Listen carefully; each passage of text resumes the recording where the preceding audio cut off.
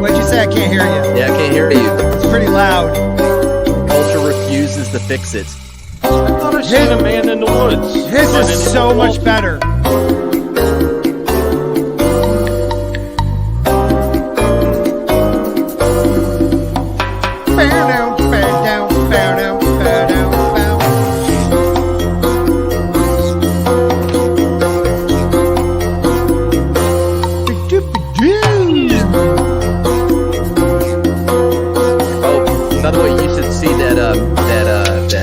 Barber Entertainment bump. We promoted your stream. Already starting. I like it though. Thanks for the bump. Yeah. You were gonna say? I was gonna say it'd be nice if you could give me a bump. Yeah. I don't do drugs. I wasn't talking about yayo. Why do you always go to cocaine? Be quiet, you dolphin food. Oh, Trying to listen to the intro. Something? Is this the best part of the intro? Yeah, it's the updated one. Oh no, wait, it's not. It's not. I'm not even there. It's not updated yet. You still have that guy that we hate. Yeah, that one guy. When do I get to see the sailboat? Here we go now. Here we go. Oh, sugar. Yeah, that's on too long. Sorry, let me fix that. Man, just like Tila. Much better. She doesn't she Right? look just like Tila? It's uncanny. It's the jawline, it's the feminine look, it's the long hair, it's the Adam's apple? Right? Yeah. I don't know.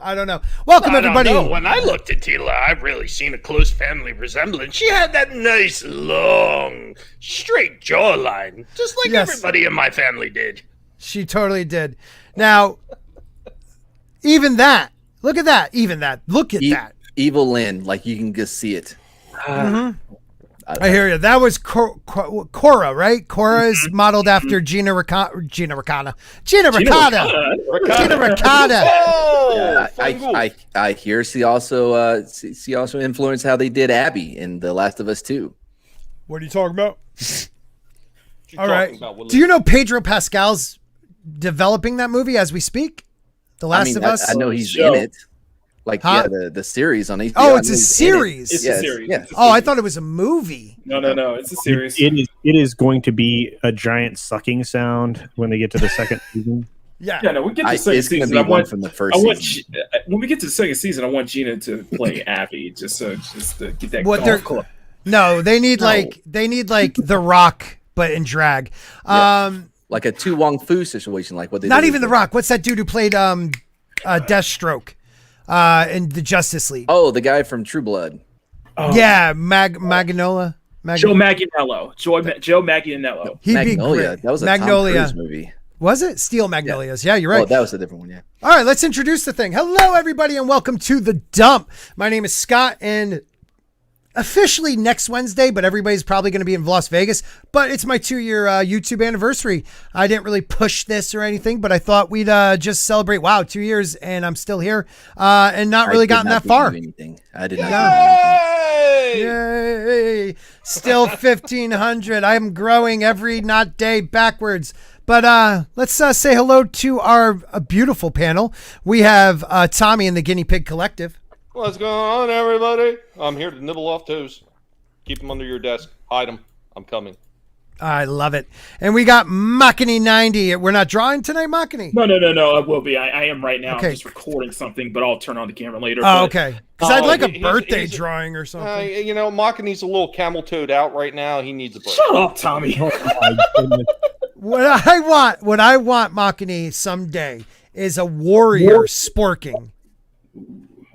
Wait, what is the act of sporking?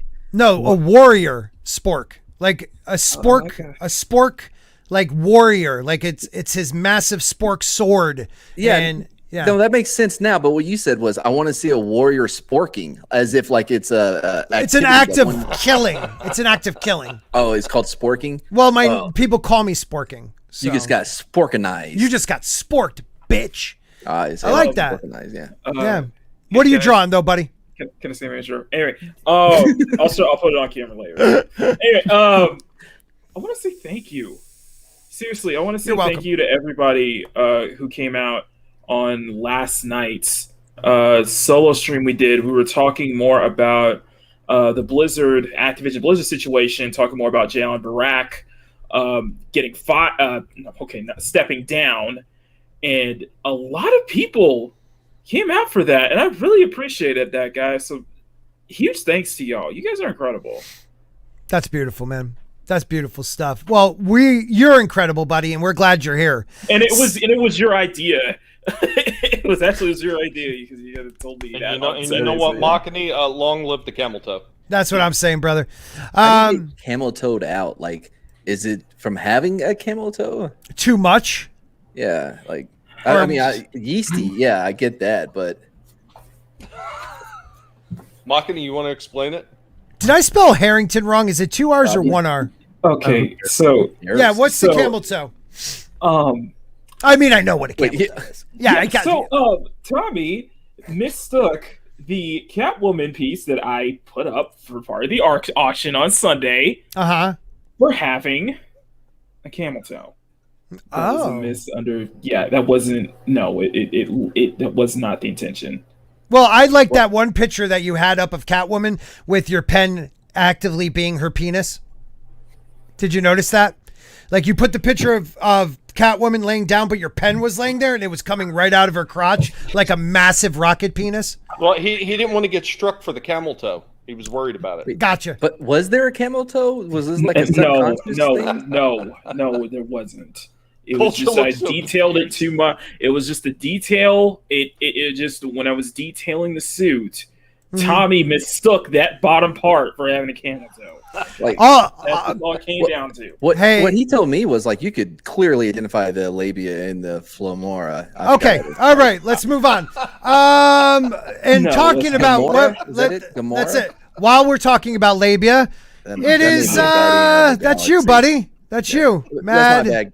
Yeah, that's my bad. Gamora is a guardian of the galaxy. Hey, how's it going? I would promote my channel, but unfortunately, it's been discovered that YouTube is not allowing people to subscribe. Why else would I be on these, channels? And Scott's like, "Oh, I got 60." All right, thanks. And Coach. I got 1. No, look, it's true. It's scientifically proven. Look, I am too charming and too adorable not to subscribe to. So obviously, it's YouTube.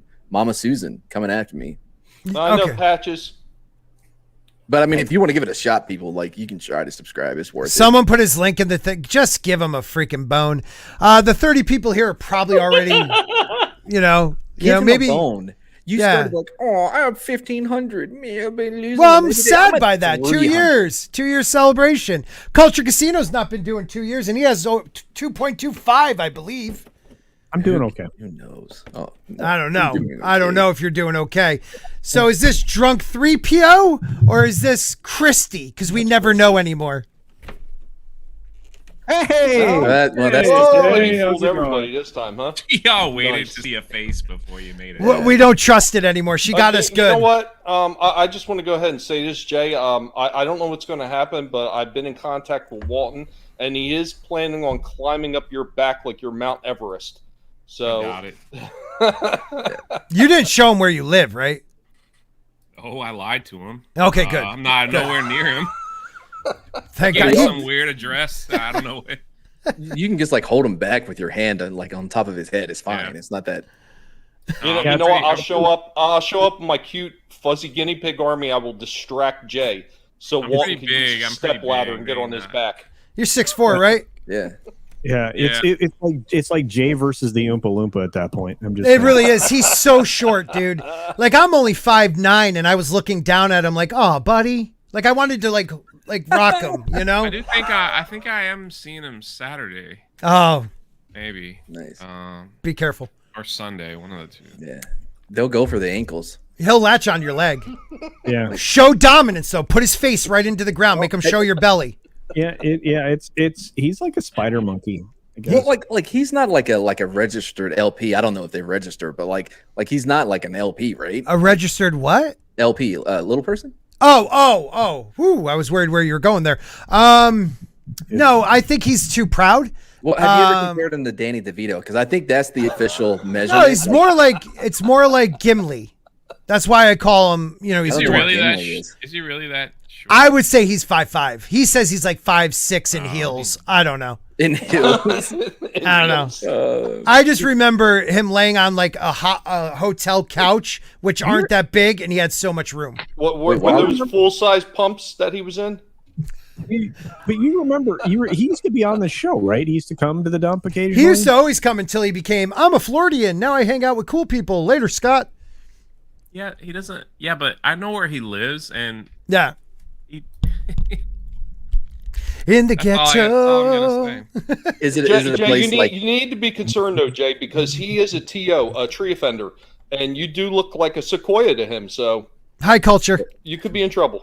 The way Jay said, hold on, culture. This is more important. Well, I just got to show culture this. We got a new culture. We got a new channel member. Brightest Day is a hot pie level member. Thank you so much, my brother. Get to it. That's Mads Martigan all the time. I swear. Who does what? Just cut you off like you're nobody. He's not.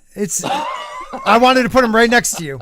Look at that. You're right next to him now. I don't like you being on top of me. Dude, all the time you talked about, drug 3PO. I'm not giving up on this joke I have. I'm not giving up. I'm still going to go through with it. Here we go. The way you described, forgot his name, Walton's neighborhood. It sounds like an area where you got to roll up the windows and turn down the rap music. No, it's more like nailed it. You ever? No, it's you ever see that movie The Hills Have Eyes? Yes. Jesus. Oh, I'm disturbed. Like, people that are like inbred over century. Yeah. Like inbreeders. That is rough. I forgot it was you know what? I will say this: Steven will probably be the best looking guy there, which is telling you a lot. About he's the only one not currently on bath salts. So he's kind of into summer girls. You know, summer girls. No, Walton's into Bambi. She lives in the trailer park. Yeah. You can hear all about her on the Bloodhound Gang song. Hey, that's exactly where Were you doing the LFO song? Like Chinese food makes me sick? Chinese food makes me sick. Hey. I love girls and Abercrombie and bitch. Yeah, that's it. Yeah, that's it. Yeah. In the summer. Yeah. In the summer. I got you. Yep. No. Culture, great stream with earlier today. Mad. Oh well, thank you. I was eating a piece of pizza. It was nice to have. It was nice to have you stop by. You guys just did some serious rambling about. Oh yeah, wasn't it great? They're impressive. I got to jump in real quick, guys, because we're coming down to the wire. You keep cutting Mad. I really don't, Jay. Really, I've noticed it. It's going to happen. Talk about me for too long. So right now, I got to tell you, Shane Nolan, you were in the lead for this because you're like the only person that leaves comments on my videos. So as of, what is that date? The Labor Day, I'm going to do a drawing. If you're a subscriber, you left a comment and hit like on any of my streams after the fact, you will win this little prize right here. It's a 10-inch spider version of Venomized Groot. So you can... Okay, like we never got to look at it. You held it at such a weird angle. It was very odd. No one saw what it is. You know what? Give Scott a break because it's the first and last time he's ever going to be able to hold 10 inches of wood. Leave him alone. I've held this twice before, Dick. I bet he's used to that infection though. So listen, like only the green on top, buddy. Only the green on top. If I was on fire. I was on fire. I didn't bring it up this time, like for the record, because I know like Parrothead, he'll come in and say so. Anyway, no, listen, damn it. Oh, as a channel member, do we get double the raffling tickets? No, not at all. So it has no benefits. As a panel, none at all. You don't get any subs from being on this. I mean, really, I don't even know why you still show up. I don't know either. He's talking about being a channel member to your channel. No, but also a panel member, he said. Nope, I did not. Oh, no, you have to leave. Nope, you have to hit like on one of the videos. You have to actually look at it. You have to actually comment. I didn't hear you say panel member at all. I didn't. Okay, See, exactly. That's what I'm talking about. It's opportunity for him I to don't take listen. a shot. screws you over all the time. I don't really listen. I'm sorry. Yeah. Guys, but you know what? No wonder you've been on YouTube 2 years and you can't even get 2,000 subscribers. That's probably my problem. Yeah, that is. I never even thought of that. God, maybe I'll have to make some on your show, and they still won't sub. I only get like, it used to be when Gary dropped down, I might get like 100 subs. Now it's like 20. Wait, Gary, was I there? Yeah, you were there. God, you love to pretend like you don't fanboy over him. Raj H for Canadian 199 super sticker. Thumbs up, brother. Thank you very much. So, guys, he had a comic book shop or something. He did have a comic book shop. There you go. Hi, Tom. You sent me a link. Hey, I did. I was hoping to trick some of you guys in. Purpose. Do what? It doesn't go unnoticed. What are you talking about? I thought this was for the bachelor party. Whose bachelor party? Whose bachelor party though? Jay's. Oh wow. Oh wait a minute, Jay. Oh man, you failed so hard at this. Well, no, because he said I was talking dancing. You know, damn it, I suck. Anywho, can we talk about? Hi, Tom. How are you? Can we talk about something? Is this shocking to you? Is this idea? What? You're gonna have to let Culture do his intro, or he's not gonna let it go for the rest of the stream. Hi guys, I'm Culture Casino. I have a YouTube channel, and you guys are all subscribed. I appreciate each and every one of you. Thank you. Why do you tell people you have a YouTube channel? You're on YouTube. They get it. Why are you interrupting him? Yeah, you know what? You talk about Drunk talks about we cut him off. It's because he's a prick. That's why we cut him off. Kevin Smith here. Wait, you know what, Mad Martigan? I want to do your story. In the first 5 minutes, we're going to kill you. Well, we're going to talk about something fun. How you doing, Jay? Rethinking clicking on a link. Yeah, me too. That would be smart. Can I come with you? Can you make it louder? That's as loud as it is. That's as loud as it goes. Maybe you shut up. Why is that man so angry? Oh. I'm excited to see what I have next. Last question for you. That American flag around your shoulders looks pretty good. How does that feel to represent your country like this? It feels amazing. I love representing the U.S. I freaking love living there. I love it, and I'm so happy I get to represent USA. Love it. Well said. Congratulations. Enjoy that gold. We'll see you out there on the podium, okay? Thank you. I'll try not to cry. Okay, so some people are saying this is astonishing. This is shocking. This is something to stand up for. It's an Olympian saying they're proud to be from America. Why is that a shocking news story? Not only proud to be from America, but proud to actually be supporting the United States. And, you know, we were just talking about this earlier, and I think it's absolutely shocking that people are astounded by this, that, you know, they're rooting for her because she said that she's proud to be able to serve her country. Well, how ridiculous is it that we got to the point where actually somebody professing their love for their country and being able to support them and be part of it in the Olympics and to represent their country is something that we need to applaud. That is absurd.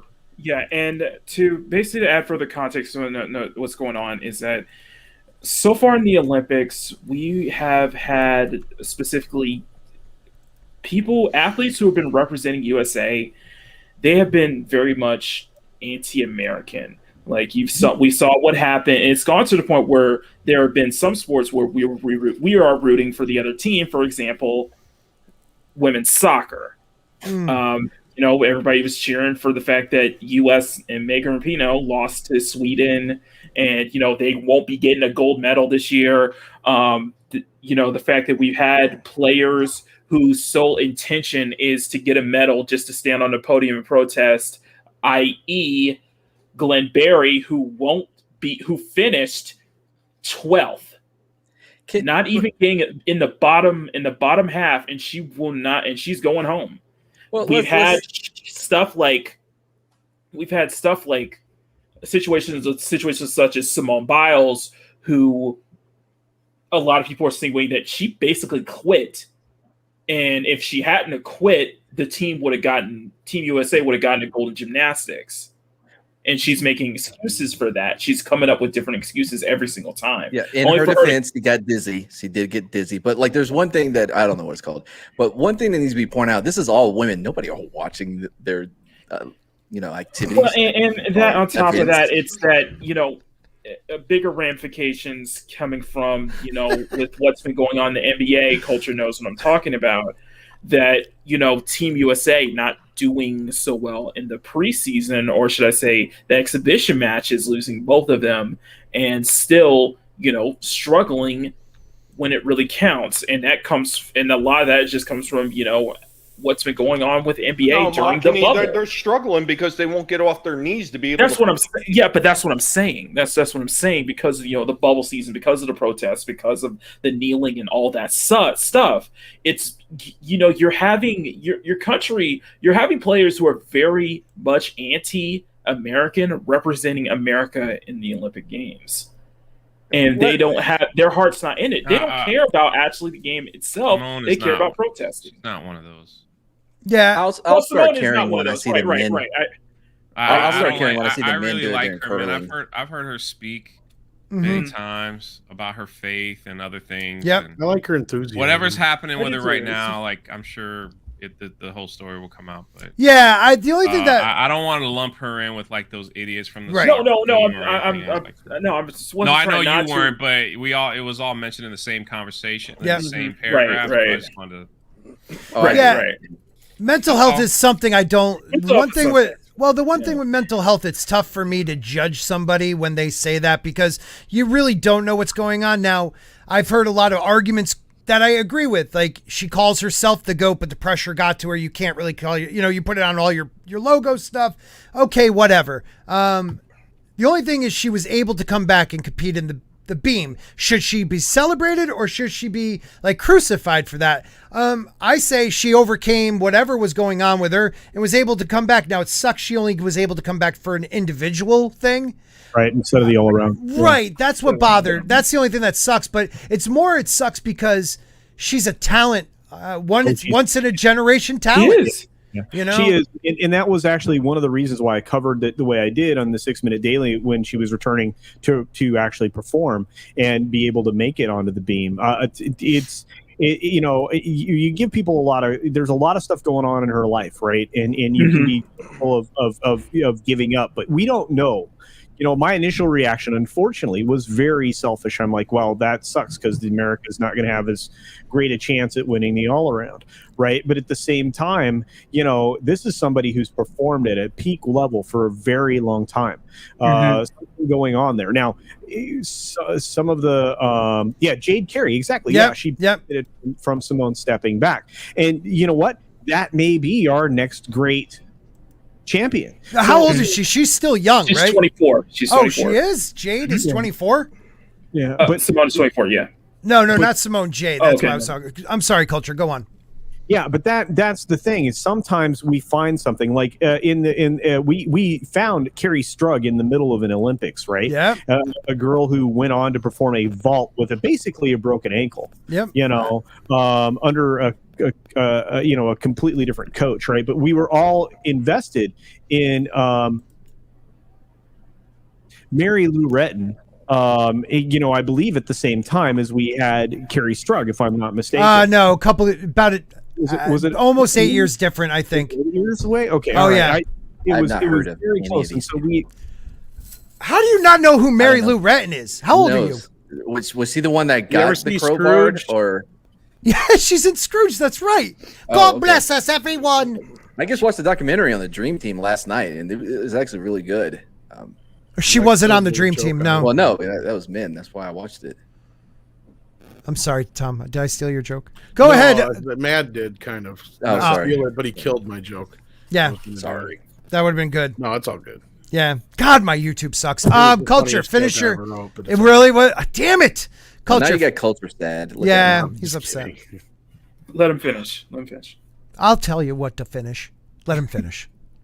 I'm pretty excited for the future of women's gymnastics if we do have someone like Jade that's right around the corner. So like I said, I mean, we get these from time to time. These generational athletes will be, one right after the other. And That's fantastic. But I'm glad that Simone was able to overcome what she did so that she could get the bronze medal in the beam. Right.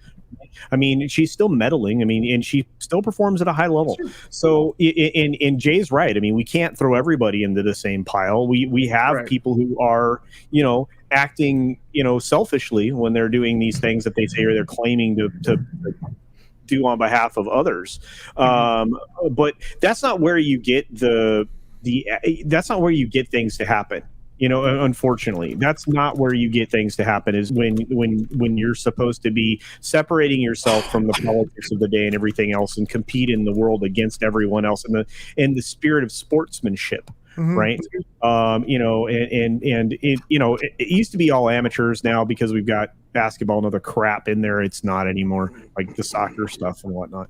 But it just, it's supposed to be that kind of an event. So I'm just hoping, again, that we see the people that are being responsible about representing their country, that they are, being acknowledged and praised. And so, again, it does seem like it's a unique circumstance here, right? Well, let me ask you guys a question.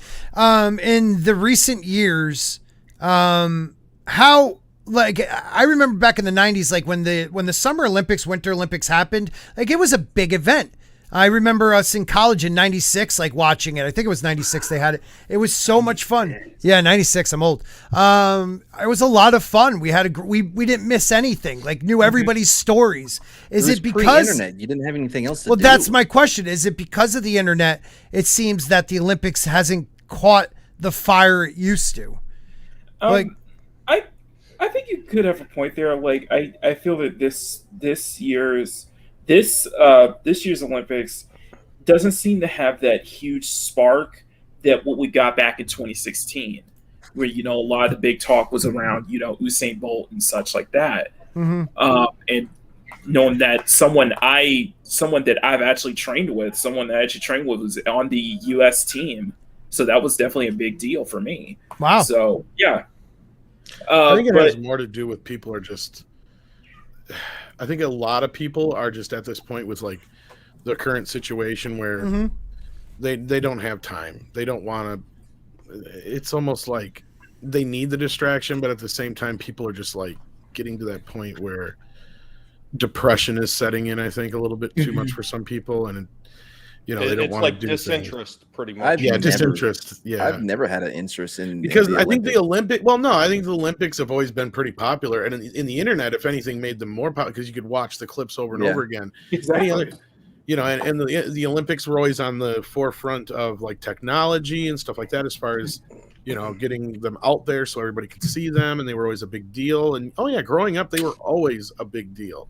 I mean, I remember there's plenty of times where they'd even stop school in the middle of something because, like, for instance, like when the Dream Team was playing or there was something big going on in America, America was playing, and they would actually allow us to, take a break and go watch that. It used to be a pretty big deal, I feel like, and I think a lot of that may have more to just do with the disinterest because of all the shit going on, which is another area where I feel like when people are like, oh, I think people are scared to go back to the theater. I don't think it's that so much as just people are just kind of depressed. And at the same time, there's nothing to see because there are a certain few movies that have played really well. Right. And in a lot of areas where everybody's like, oh, theaters have been closed. I'm like, where have you been? Because outside of, I guess, maybe major areas, everywhere I know and people I've talked to, their theaters have been open this whole time. So I don't understand where, like, other than that, maybe it's just like people are just tired of, I don't know. They feel like it's kind of pointless, maybe, I guess. I think the Olympics are on the verge of being able to come back. All they need to do is have another Mary Lou Retton episode, and I think everything will be fine. Tanya Harding thing, that would help. Like, that would help. Yeah, that'd be even better.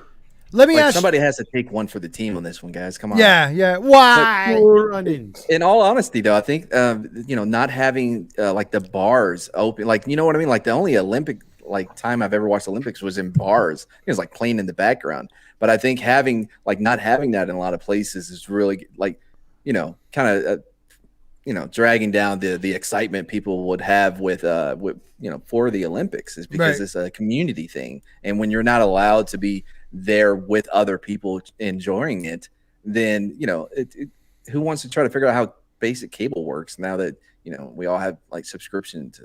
Well, I mean, you could get it streaming too. But Jay, let me ask you a question. Oh, go ahead, Culture first. What were you going to say? Because you only come on when you're about to say something. Well, no, I mean, it's just I don't know that I agree with Matt. I think there are many ways to follow the Olympics, and especially electronically. But I feel like I feel like that people aren't engaged with the Olympics because of how it's been covered.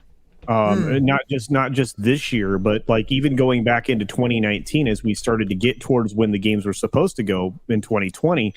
And as we got closer and closer, they were like, oh, we can't do this. There's this massive thing going on in the world. And I'm like, we were in the middle of a war during an Olympics, in history. There have been a lot of these situations, right, where the Olympic Games was the element that overcame the difference between the cultures and countries that were at war and things like that. Now there have been countries that have boycotted the games, right? But it's just it's like it's something foreign to me. Well, think about it, even during the games, the hostages. Yeah, absolutely. And there are moments, right, that we all come together in, and the Olympics is always one of them. And where Matt is correct is that with no spectators, with no physical investment of fans and stuff like that, it does bring or diminish your sense of scale and wonder with the game. Yep. And when a cameraman focuses on a cockroach at the end of a women's field hockey event, that doesn't help. No, things. I mean, that's the first thing I've heard to get me interested in women's soccer. So there's that. You know what, Culture? I mean, you also have look at all the award ceremonies. Nobody wants to have anything to do with the award ceremonies anymore either. I mean, for a long time, whether it was the MTV Music Awards, the Golden Globes, or the Oscars, people used to tune into that stuff. Now they don't care anymore. It's a general disinterest in almost anything anymore. Yeah. But with the Oscars, though, it's just filled with movies no one has seen. That was a great observation. Well, let me ask you guys. Let's change directions with this. So we have the new Suicide Squad coming out. When does that come out? This weekend? Mm-hmm. Yeah, right. But there has been early reviews already, and James Gunn on the Suicide Squad review bombing. Again, anytime somebody reviews a bad review, it's considered bombing now, I guess. I'll live. A small review bombing effort before the premiere later this week. Now, does anybody know, is this truly a bombing effort? From what I've been hearing, no. I think if you look on the Rotten Tomatoes, it seems that everybody's looking forward to this. Yeah, this makes so. I don't see. It makes no sense. I think this is manufactured. This sounds like you're just stirring up outrage. Well, they did the same thing during the Joker too. They were saying that there was all these bad reviews for it, and they were saying it's not worth going to see. You could wind up dying in a movie theater. They were putting out all this bad press for that. And what did it do? It generated interest for it. Yeah, it sounds like somebody's just trying to stir up the pot. Well, they do have this one tweet. Yeah, I was gonna say there is an accusation here against Snyder fans, but and I'm probably but even then though, I'm probably one of the biggest critics of the Snyder fans, but I have not heard too many out there saying "fuck this movie."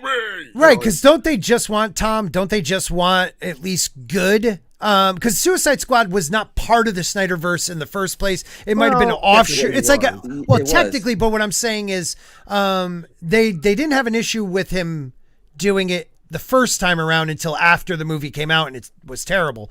I didn't hear much complaining about the director. So is it because now there's this revival of everything Snyder that they feel like they have to protect?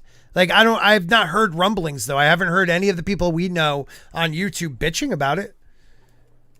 No, I think this Hyde guy is just trying to stir up shit. I mean, out there. Wasn't there a few people that are actually worried that he was going to come in and he was going to Marvelize DC by doing this? That could be, but right. Well, Drunk, have you make them successful? Yeah, right. True. Drunk, have you heard anything on this? You know a lot of those guys. Is there anybody talking bad about James Gunn doing. Because the Dark Council, most of those guys are, you got at least 2 guys on there that are diehard Snyderverse guys, right? Yeah, I mean, listen, we're in a weird. This movie, the people will probably watch it, but no one's like, "Oh my god, I gotta go see it." Right. Right. We're just in such this weird place, man, in our culture where we just don't seem to. We're not excited about anything anymore. We just don't really care. Right. It's a depression, right? And it's just kind of like, we hope the movie's good. Yeah. Like, I've never seen so many people get so excited over a Ghostbusters trailer. Right? In my life. I'm just like, I watched the trailer and I was like, it didn't even look that good to me, if you want my honest opinion. But everyone was like, hey, it's the greatest thing. And I'm like, man, look at us getting excited. I thought the Last Jedi trailer was the greatest thing. But that movie wasn't that great. So what happened? Jay, I mean, maybe this is just my observation on it, but maybe it's not so much that it's the greatest thing they ever seen, but it's not the worst thing that they ever seen, considering. Yeah, but isn't that terrible that this is what we are? This is where we are. It is where we are. It's like we're gonna rate suck movies good because that's where we are. Because it's not filled with identity politics. It's not woke or anything. That's like the barometer. That it does hinder like a lot of expectations. Oh, man, I think it's the lowest bar. I don't think possible. That's everything though. I think the government has done a great job in scaring everybody half to death. Listen, I go to the theme parks all the time, and there are people. I don't even know why they bother going. They're literally scared to death to be there. They're like, why isn't everybody in a mask? Why isn't this? Why? And I'm like, why did you even come? Like, what's wrong with you? So it's like they don't want to go to the theaters to sit close to someone.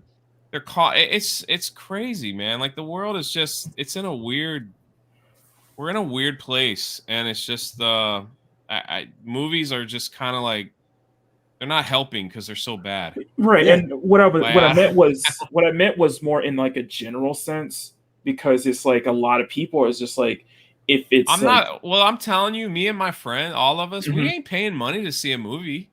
Like I'm not going. I'll wait till you guys watch it and see if it's good. Like, what's the point? Like, I'm not spending my $25 on a movie that's gonna be. It doesn't have woke politics. I don't freaking care. I'm not watching a movie. I'm not watching a movie because of that. Is what I'm saying. Yeah. If Tom sees it and he says no, you really need. Like, I trust people on this panel. Well, no, what I mean, like, you really need to see it. It's a total enjoyment. Blah blah blah. Then that's one thing. But to come out and say, well, it didn't have any woke stuff in it, so go watch it. That ain't. That's what I'm saying. That's what I'm saying, because that's what I get from a general sense that a lot of people, especially probably in our circles, are like, it's not woke, so it's like worth watching, and that shouldn't be the barometer. Well, I don't know about anybody else, but it wasn't so much the fact that there wasn't any kind of like woke elements in it. It was the fact that they seemed to at least be giving some nods to some of the older stuff that we've seen in the other movies. Did The Last Jedi not do the same thing? Not for me, it didn't. Like when I watched that trailer, I didn't get any like feelings of Star Wars from it. But then again, you know what, Jay? I'm the same person that went in to see TFA, and I was ready to walk out halfway through it. I hear you. I think in Ghostbusters' case, it wasn't really that people are excited, mainly because it seemed to be that despite, I guess, the quality of it, it seems to respect the original source material and not just crapping all over like what we're seeing nowadays. I mean, based on a trailer? Like, I think there's something to, like, I don't think people are like consciously like, well, it's not woke, so enjoy it. But I think it's just we're so used to being fed shit again and again and again. You know, when you get a sandwich without it, you're like, oh wow, this actually doesn't taste half bad. I've been fooled by so many trailers. It's like I can't even.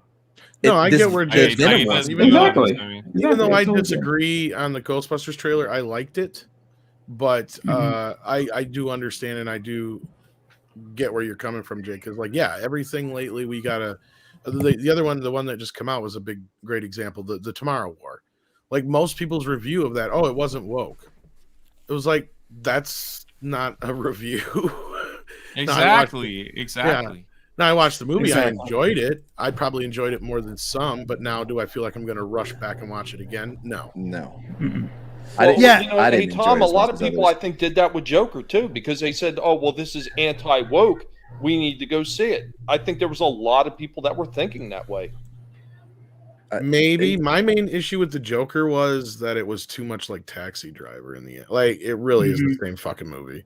I don't know. That's an excellent. I'm with you on that, Tom. I'm with you on that. It was a good movie. Don't get me wrong, but it's a slow burn, just like Taxi Driver, to the climatic end. You want to know something weird though? I know you got to read this, Scott. Yeah, read the super chat. And I just want to make one quick point. Okay, Latino Slant for $4.99. Scott, congrats. How do you say that? Hermano. Hermano, dude. I was wondering what he was saying. What's Hermano mean? It means like human. Human? Yeah. I think you're completely making that up. I am Hispanic by divorce. I am trustworthy. I am Hispanic by divorce. Nina! Congrats on 2 years and on your show. Thanks, buddy. It counts. What were you going to say, though? What I'm saying is, like, the funny thing about all this woke culture is I don't know anyone outside of YouTube that talks like that. Yeah. I have tons of friends that aren't like, they think my channel's funny. They're surprised so many people, so am I, but but like when it comes to like understanding like what woke culture is and stuff like that, they don't use that verbiage. They don't talk about it. They never do. Basically, they just say the stories are terrible. Like that's just where they are, and they are, because it's like and so it's like, for me, like them not going to see a movie is not because they think it's a political stuff. It's more like they're just not. Movies aren't fun anymore. It's just not fun to go to the movies. It's too much money. It's way, like, we'd rather do it. Like, my brother has a huge theater system in his house, so it's like, rather go pay the $30 to stream it and everybody bring pizza and beer over and stuff and go to the theater. Right. Well, Jay, I agree with you. Like, I've noticed that too. Up until recently, though, I've had a couple of friends that don't watch like the YouTube stuff that have started talking about it. They have started noticing it more.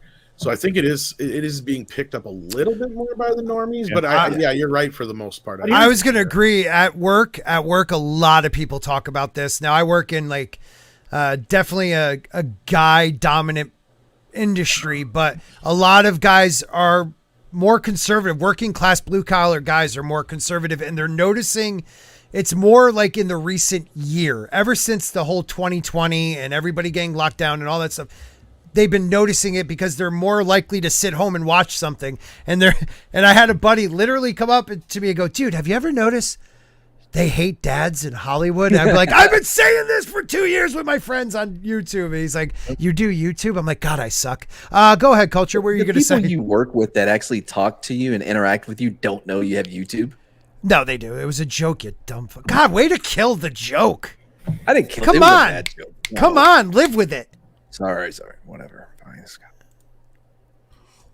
Okay, so very quickly, look, the review bombing thing, I don't buy. First of all, I just tried to find a place where it was being review bombed, you know, and right now you can't make a rating, I don't believe, on Suicide Squad or Rotten Tomatoes. Yeah. I also don't believe. You're welcome to be here. Yeah, I was just about to say the way it should be. Oh, okay. Yeah, stop talking for my panel. Yeah, dude, this is not. I know you're all into lightsaber duels, man, but that's not the kind of thing we're all into. So anyway, have you tried it? So you know where else that you're not seeing it getting review bombed is Metacritic. You know, it's right now it's generally favorable reviews, about 77. So I don't know what they're talking about, right? I mean, Metacritic is actually. Well, Culture, I thought most of the sites were supposed to remove the before the movie was released reviews anyway. What's interesting is they didn't. Rotten Tomatoes has 2 all audience reviews from 2019 for this film saying, "I'm looking forward to it" or some shit. So that's on, of course, that's on Rotten Tomatoes, which we all know is garbage-tastic. But, you know, I'm just saying, I don't see any of this. I don't know what these people are talking about. Maybe, you know, on a foreign site. I don't know. I think it's Culture. What it is we also live in an era where they make movies and stuff, and they don't take any responsibility. It's pass the blame mentality. It's a review bomb. That's why nobody likes it. It's angry males. That's why nobody. This wasn't made for you. I mean, it's just like. It's just tiresome, man. Like it's just over and over again. I don't even do reviews on my channel anymore because I just don't even care. Like it's just annoying. It's not fun. I like some of the inner, I guess stories that go along with this stuff, like the behind the scenes type stuff. I like all that. Like that stuff is interesting to me because it makes it basically everything that we've been talking about since I've been on YouTube for 2 years. That it's just. That whole culture over there is disgusting, and it's horrendous, and I can't wait for people to start doing more independent stuff. And it's like I'm just so not to be negative, but it's like those people, like I take Lucasfilm for instance. It's like they have some terrible people over there, right? Terrible. We saw how they treated Gina. It's just terrible, and not just, but others. Terrible people. Well, even the fans, And then it just doesn't end. Look, Scarlett Johansson's suing because it's like they didn't even treat her well. I mean, that you can talk about that up and down, but still, it's just terrible people. Well, I mean, we're all just kind of tired of it. Are just absolutely clueless because they don't even know nothing about the source material that they're trying to write about. Well, the thing is, they don't care. Like that's the thing. It's like they don't care.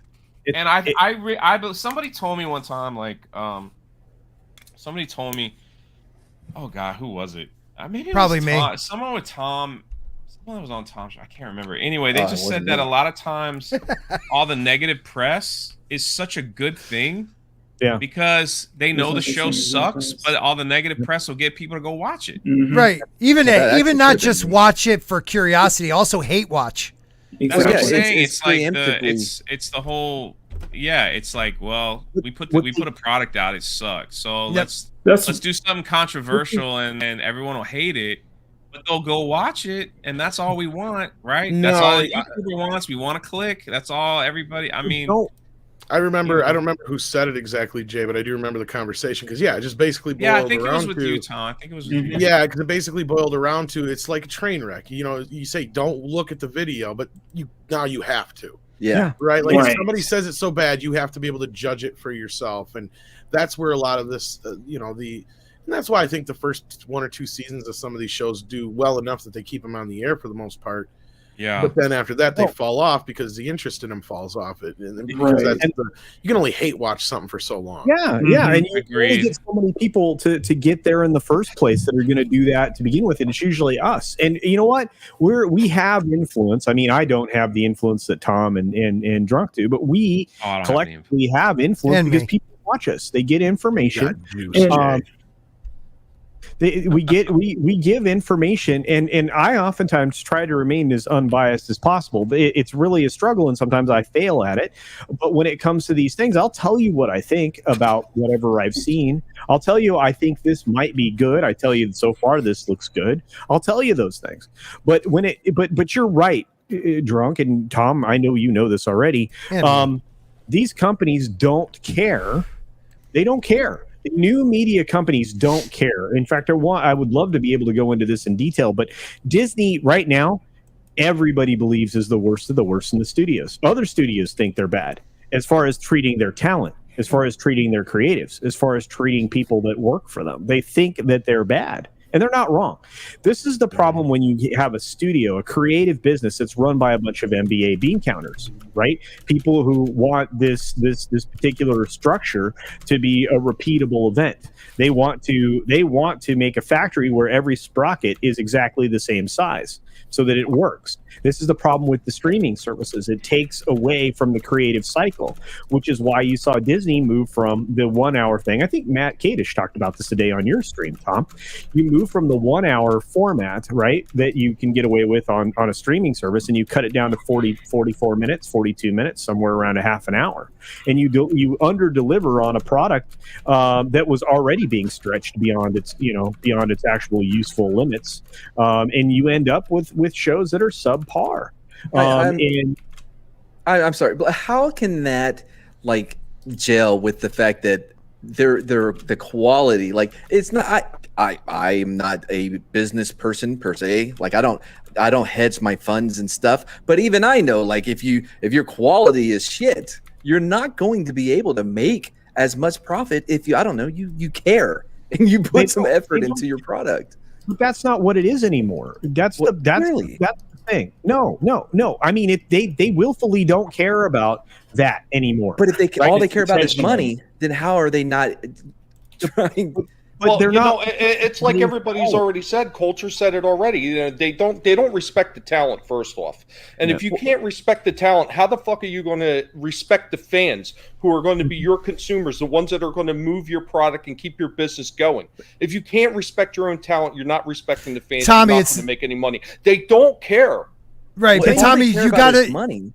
You got to also throw in there, Tommy.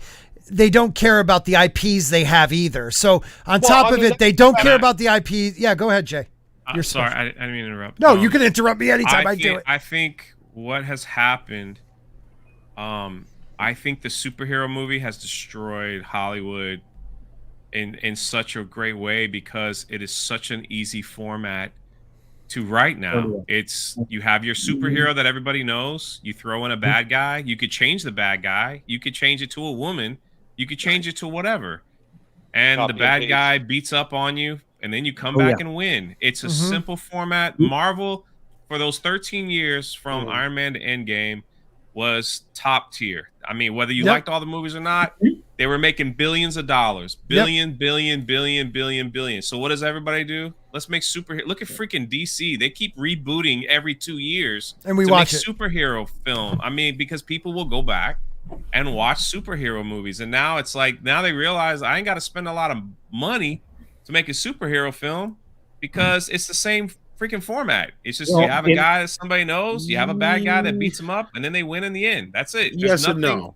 Well, Tom, don't they already have? I would say this, Jay. I agree with you, like almost 100%. There's one caveat to that: the superhero movies tend to make money, though. That's the thing. Because you're right. That's what I'm saying. All right, Tom, you didn't let me finish.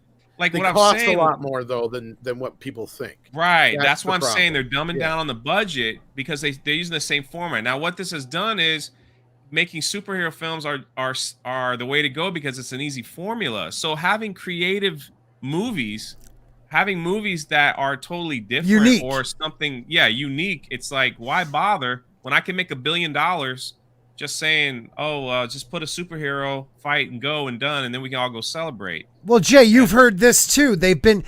We've gotten to the point with Marvel movies where before the writer and director actually get involved, they already have the fight scenes like what they want. So then you have to fill in the blank. Look at like a conveyor belt. Well, look at the Black Widow. It's two different movies, man. It is two different movies. You have this action the Marvel way. It's actually kind of carried over from the way Stan Lee and those guys used to do the comics. Yeah, but like Stan would write shit, but at the same time he'd have the artist doing other shit, and he'd be like, "Go draw this and go draw that," and then he'd be working on the dialogue where they were up to. Yeah. So there's already kind of that kind of a thing, and that's not the problem. I think so much as the big studio heads want these movies, like Jay is saying, pumping them out. You mean? They want to pump them out like fucking McDonald's hamburgers, and that's where I come up with the whole McDonaldization thing. Yeah, you're absolutely right, Tom. And how many superhero movies come out every year, like especially during that Marvel 13? Oh God, we have 3 or 4 a year. 13 movies in 10 years. Go ahead, Culture. Go ahead, Culture, please. Thank you. Yeah, it's one of those things. It's one of those things where you guys are right. I mean, they've turned it into a McDonald's thing, but as time has gone on, the quality of the McDonald's has gotten worse and worse, which means the audience is falling away, which is why Black Widow fell off a cliff. It wasn't because of streaming. I mean, the streaming did a little bit of damage, but that wasn't the problem. They are falling away, and they've gotten rid. They can get rid of creatives. They don't care about directors anymore. They don't care about any of that. It is so formulaic. You guys are 1,000% right. That they keep pumping out the same formula. Well, the same formula is not going to work forever. And when you remove the power from the creatives and you hand everything over to the bean counters, which is what all of these studios have done now, right? Mm-hmm. You are losing people. They're not coming back to see the film. right? It's right. You know, right now you get hate watchers and you get people that might be genuinely interested in a character, and then by the time the word of mouth hits the street, people are like, "Yeah, I'm not going to go see that. That doesn't sound good." You know, and when they break things, that tears down the interest even more because people aren't interested in seeing something that has no relationship to the things they were invested in, which is why Marvel should have been completely rebooted from the ground up after Endgame. They should have sat on it, pulled back, gone and created a new wave of characters that they could build up like they did, which requires creatives, right? And create a new team, and maybe bring in the other characters from time to time. But they haven't even properly fleshed out the Spider-Man that they have over at Sony. So, Tom, I'm sorry. Please go ahead. No, Tom, correct me if I'm wrong, but I think right now, because of the pause in Hollywood, that everyone, because there's so much in debt right now. Like, look, like Disney's in major debt, but they'll never. It is what it is. They're just gonna pump out these simple style movies with franchises that we love because they need to like recoup. That's what I think is gonna happen. They're just gonna pump out movies because they need money. That's part. Well, here's the thing: you had a year where everything was shut down, but they had a year's worth of movies that they sat on, right? So like almost all these movies that we're seeing now are movies that were made 2 years ago. Yeah, they've been in the can for 2 years. Yeah, so Ghostbusters should have been out last May, for instance. But I think what they did is how do I put this? Because a lot of people are going to still disagree with me to a point, but I think that the proof has kind of been shown now. They they didn't really think the whole thing through when they thought about trying to cut the studios when they decided we're going to cut the theaters out of the equation, and really did the way they did, because now they put themselves in a worse position than they were before all this shit went down.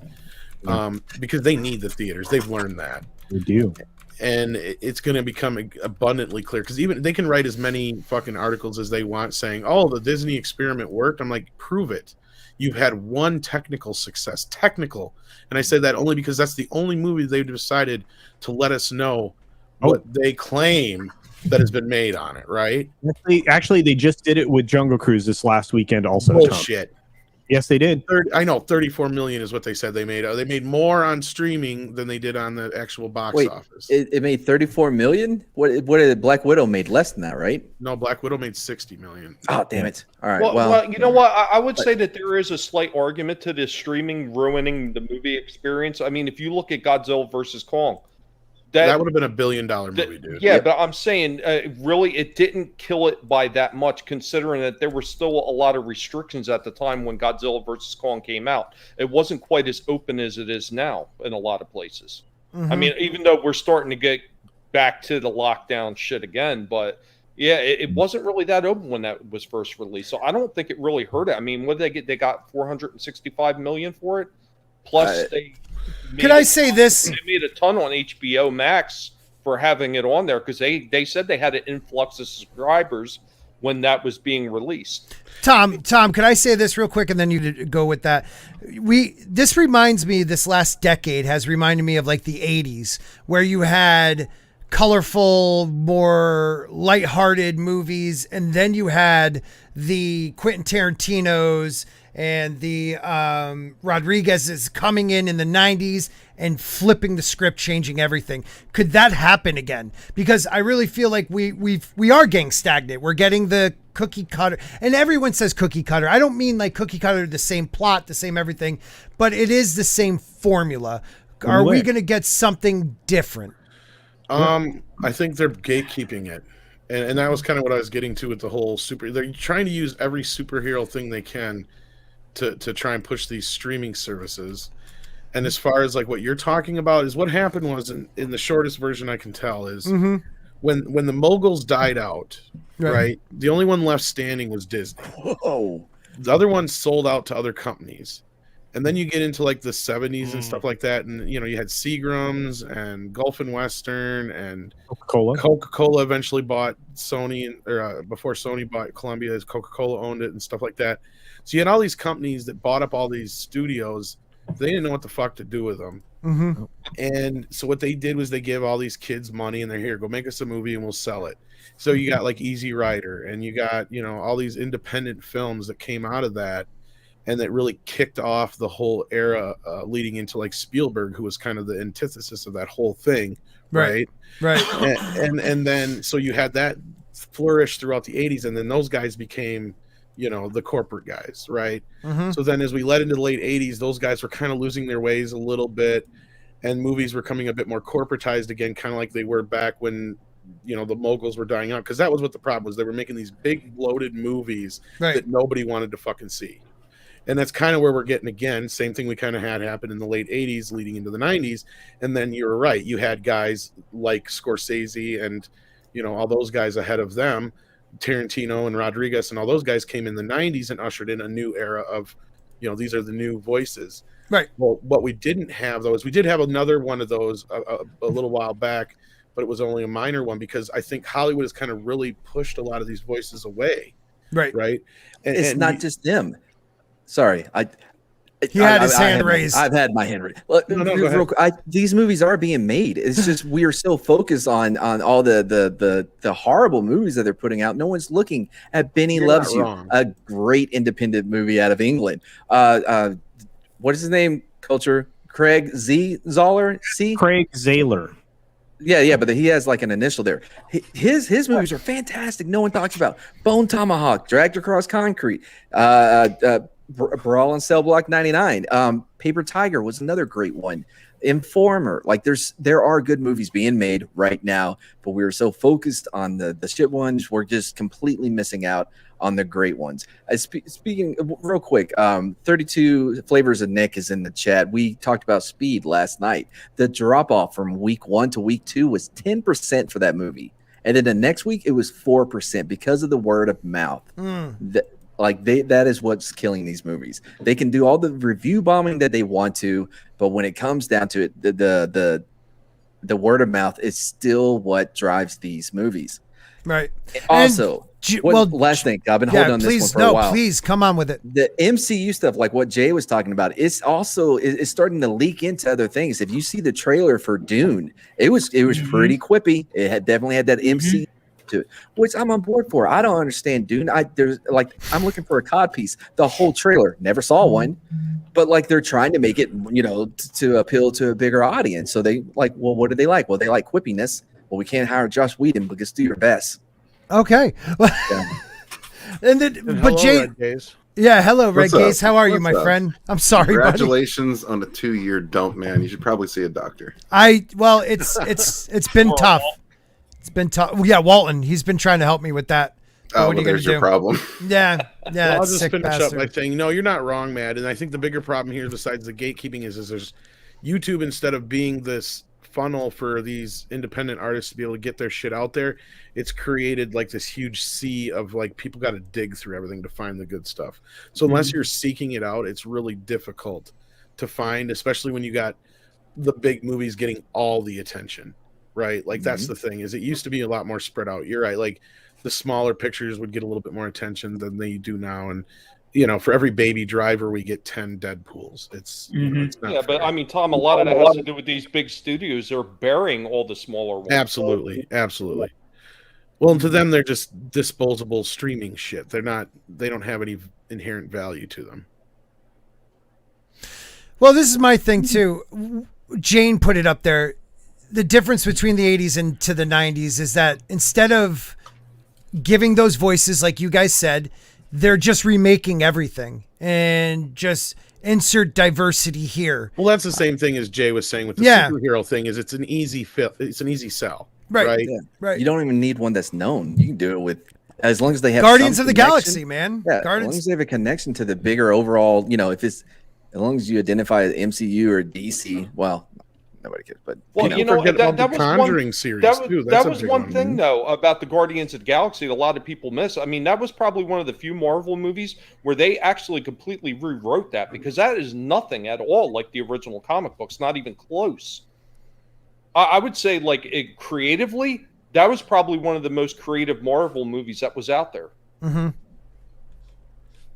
Yeah. All right. Anything else on this one? I'm going to go into something that most of you guys... No, go ahead. Makani, please. And we'll put up your picture while you're doing it. Well, I pretty much agree with Tom. And what I was going to say to culture is that, with the thing with Suicide Squad is that it's a bigger narrative that I think it is, mainstream Hollywood stuff. They're just trying to stir up outrage now from us. Yeah. Because that gives them clicks and such. And I agree with Tom in that I think for the past couple of years, and especially with what we've been hearing in different productions, different studies, the way Hollywood's been handling and Hollywood's been acting this past couple of years, that there is gatekeeping. Mm-hmm. It is blatant gatekeeping. And it's gatekeeping not just in political sense, but in a creative sense as well. Is that I as much as I like going to the big Marvel movies, I think back and I actually went and saw smaller films based on movie reviews that I used to listen to that would get me interested in looking at smaller films and such. So yeah, it's straight up gatekeeping, and I don't think it's gonna last that long for Hollywood. And I think it's more surmising Hollywood's own demise, right? Or it further accelerating it. But is anybody here looking forward? Because I am. I'm looking forward to Dune. I am now. That Carnage, more like MCU. The Venom Carnage looked awesome. I mean, trailers always look good. I'm mixed. I'm worried about this Shriek. Like, I think she's going to come in and save the day from everybody. Well, okay. So two things, and I was talking with this on Comic Book Roundtable on Fast Stevens' channel yesterday. That two of the issues is that I think it's that same formulaic thing that Tom and Culture was talking that you guys were all talking about. It feels very formulaic. It really does. Even when it tries to do stuff different, it still feels very formulaic. And two, it's very mixed for me just because of how it's. Yeah, what do you mean by that? That's not necessarily a bad thing either if it's done good. What are you doing? I know it's a bad thing, but it's formulaic in the sense of an MCU film. That's what I get at. That's what it feels like to me. You know what I mean? Like kind of like what Martigan's saying is that Sheik will probably be the one to save the day. They probably team up to take down Carnage. That's what that's what the sense I'm getting at from. I don't know if they're gonna let him team up with her. I think they're just gonna let her do it. But watch the History Channel. Right, and it's just a lot of mind stuff. It just comes from just that comic book. A lot of my concern comes from that comic book purist standpoint with how Carnage is supposed to be this.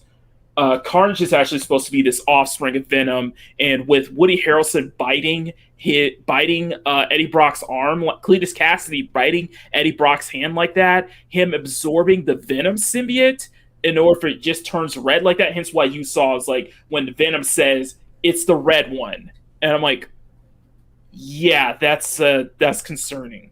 Really? That's very concerning. I don't know. That didn't bother me at all. Like, redheads are evil. I know it's not concerning for probably most people, but it's just I'm coming in as somebody who is a comic purist, someone who's read the books, someone who's into the lore of Spider-Man and such. I wasn't sold on the first Venom to begin with, just because that's a character whose origin is so closely tied to Spider-Man. But from what I've been hearing, my dad loves it. I'm hearing a lot of people love it, so yeah. I liked it a lot. Like, I didn't like how it became the Tom Hardy movie. I thought it was going to be focused on it's an article we read earlier. No, listen, like with the whole Venom, and I don't know anything about them. Like Topher Grace, right? The Zemu guy from that 70 show, right? He was Eddie Foreman, Venom. Yeah, he was Venom. Like, bells hurt them. Like, that's what I know. Like, I didn't mind the whole like biting like a vampire thing, because all right, I'll go with it. Like it was fine. Not great. But it's just I'm saying this. I'm looking at this from the viewpoint of somebody who's they do not want you anywhere near this movie. And that's what they don't. Yeah, and that's the thing is that that's why it's. I'm kind of with Tom is just like with respecting source material and such. Hence He-Man and such like that. But yeah. Oh God, He-Man. I don't want to get too far if they change it a lot, as long as they do it good. You know what I mean? Like I don't care if it's formulaic. Like the hero's journey's been a thing for a while now. I know. Like, I don't care if they do these things, but do it well. That's the problem. It's not what they're doing; it's the quality. Well, it's like what Disney is doing. They want to do it well too, so they announced the pricing for their galactic. It's not a turnoff. That's what I'm saying. And I'm not saying it's like it's a turnoff. It's just something I noticed. It's something I'm picking up. Yeah. It's just I'm totally trying to switch. We're done with this. There you go. Good job, guys. Disney announces opening pricing for Star Wars Galactic Star Cruiser Experience. 2-night stay starts at $4,800. I've heard $6,000 during off-peak. So $4,800 during off-peak seasons. I'm bringing this up because I know Jay. I want to give Jay props. Jay said this like a year ago. It was going to be freaking pricey as hell. I remember you saying that. So being vindicated, what have you heard about this, Jay? Do you think it's going to be worth the cost? Because I've seen some of the rooms. They have that cruise ship feel to them, but what do you think? I don't think it's going to be worth that type of cost. The thing is that they haven't even released. So off-peak season is basically 4 months out of the year. All right, so that means on peak. So, just for example, in culture, you can back me up on it. Like right now, over the summer, the hotels are about $700 more than they know for some of them than normal. Yep. So if it was normally $200 a night, they're about almost $1,000 over the summer. They're freaking and they're packed. And then they're not even so on peak. Peak season, it'll probably be twice as much. And then they're not even telling you what like the excursions are going to cost. So like I've already know like there's lightsaber training with Rey is an excursion where you get the retractable lightsaber that they were advertising. You can only get the retractable lightsaber if you stay at the hotel Stay Here.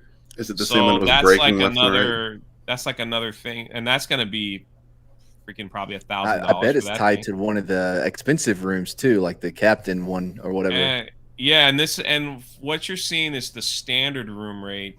So it's not even the expensive ones. Yeah. What kind of food are you getting? Right. What kind of that's the thing. If you're just getting the freaking theme park food that they sell at Galaxy's Edge, it's not. Okay. It's like going to McDonald's, man. I actually know quite a bit about this. You get 2 meals a day per guest. And then there's also the option of having like a snack. Well, we're going to read it right here. It's right here. So I know I think you guys went over this on your last show, which you guys did an excellent job. Yeah, I don't know. As revealed on an official Star Wars Galaxy Star Cruiser, so it starts on the 4th, the attraction's standard cabin rates. So you're right, standard cabin starts with a single cabin room for 2 guests, which will bear an initial ticket price of $1,200. What? Oh, I thought someone said something. Sorry. Per guest per night or $4,809 voyage total. The price only grows exponentially. Sorry, I screwed up that word. From there, thank you, Culture. You're the best. As it tickets for 3 guests, including 2 adults, 1 child. With Run Galactic Cruiser attendees, $889 US per guest per night, or number 5. I think he meant dollars. $5,299 voyage. It's a 2-night minimum. You can't stay 1 night. You have to stay. So you have to stay 2 nights. That's why people look at the numbers and they're like, 1,200 doesn't make 48. It's a 2. You have to stay 2 nights minimum. Yeah.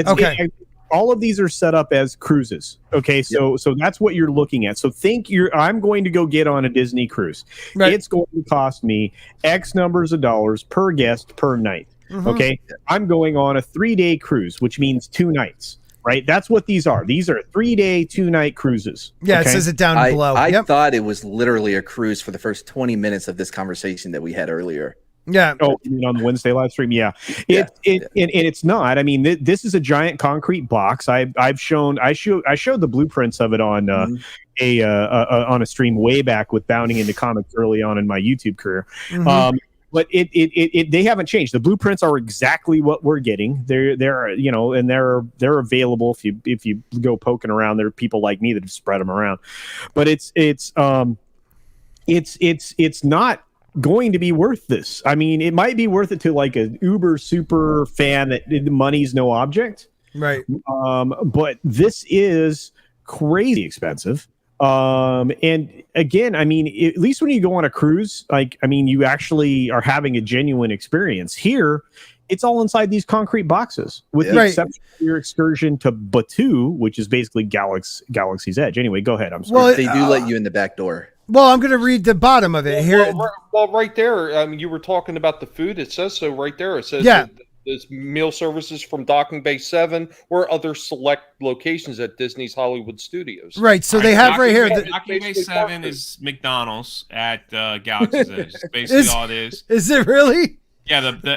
It's fast food. It's quick service food. It is what it is. And there's only like 4 things on the menu. The other thing is they say they're dropping you off in Batuu in the middle of the day that you get to ride these rides. So are they going to close off Galaxy's Edge for 3 hours while the hotel guests? No, because it will be impossible. It will be impossible. I'm telling you, they have to do something like that, because to get on Rise of the Resistance, it is impossible. Even for me as a local, like I've only done it 6 times, and it is difficult to get on. Right. So how are they going to let you on that ride in the middle of the day, in the most packed time of the day? And that's what they're advertising. That doesn't make any sense. Jay, do you think maybe they'll go back to that format they had early on, where they had a limited amount of guests that were allowed to go into that section of the park? Yeah, the concrete building is only so big. It is impossible. Galaxy's Edge is small. It's not even that big.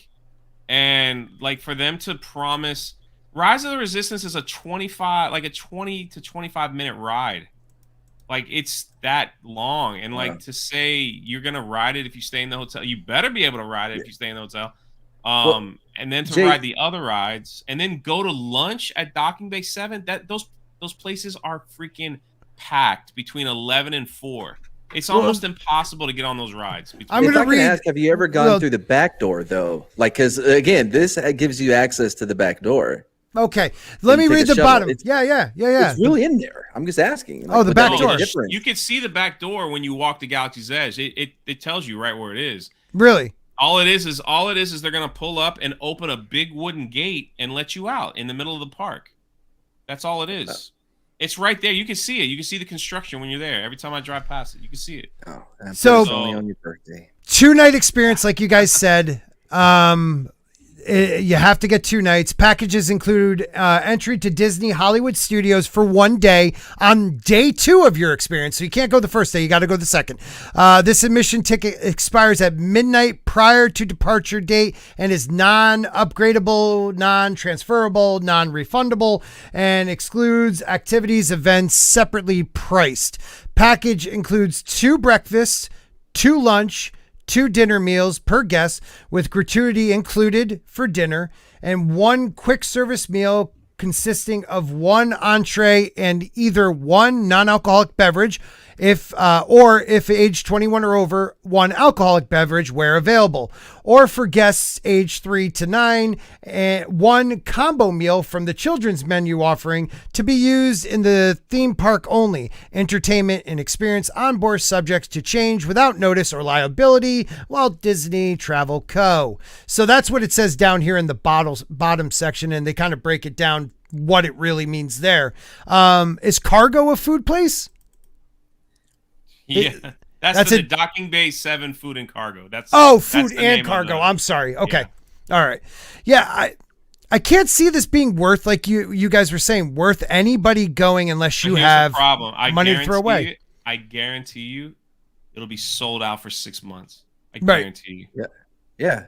Like, these super fans are used to being disappointed. In fact, it would be disappointing if they were not disappointed by what they got for their money. Will. This will sell out, and people will pay, and then they'll probably even raise the price. And this will sell out. Right. And here's your different days of what you get to do. All right. So they really have it broken down. You arrive at 1 p.m. Alex was already bitching that he didn't get an invitation. I don't know. I couldn't imagine wasting. Did he really? Or was it Harlow? That's who it was. Yeah, Christian Harlow. I'm sorry. Yes, you're right. I thought that's what you were going with. No, like they even have the unexpected event on your itinerary. Like, you know what? Right. Unexpected story moment. For example, you might prove your mettle to join an elite smuggling ring, hide a stowaway to help the resistance from 7:30 p.m. to 8 p.m. So for a half hour. They're promoting human trafficking? I don't understand. Well, if you look at the other stories, you would hear that they're not talking about. Right now, Disney has implemented, you must, if you want to be on the property, you have to wear a mask indoors. So if you go to this, you have to keep your mask on the entire time. The entire time. So yeah, unless you're in your room or unless you're sitting down eating. Everything else, you have to keep your mask on for 3 days. Oh, screw that. Yeah, and unless that gets lifted, I'm just saying, we just live in a weird time. Just remember, Disney now, if you want to go to Disney, you have to wear a mask, all things indoors, standing in line to get on the ride, and some of the rides you got to keep your mask on.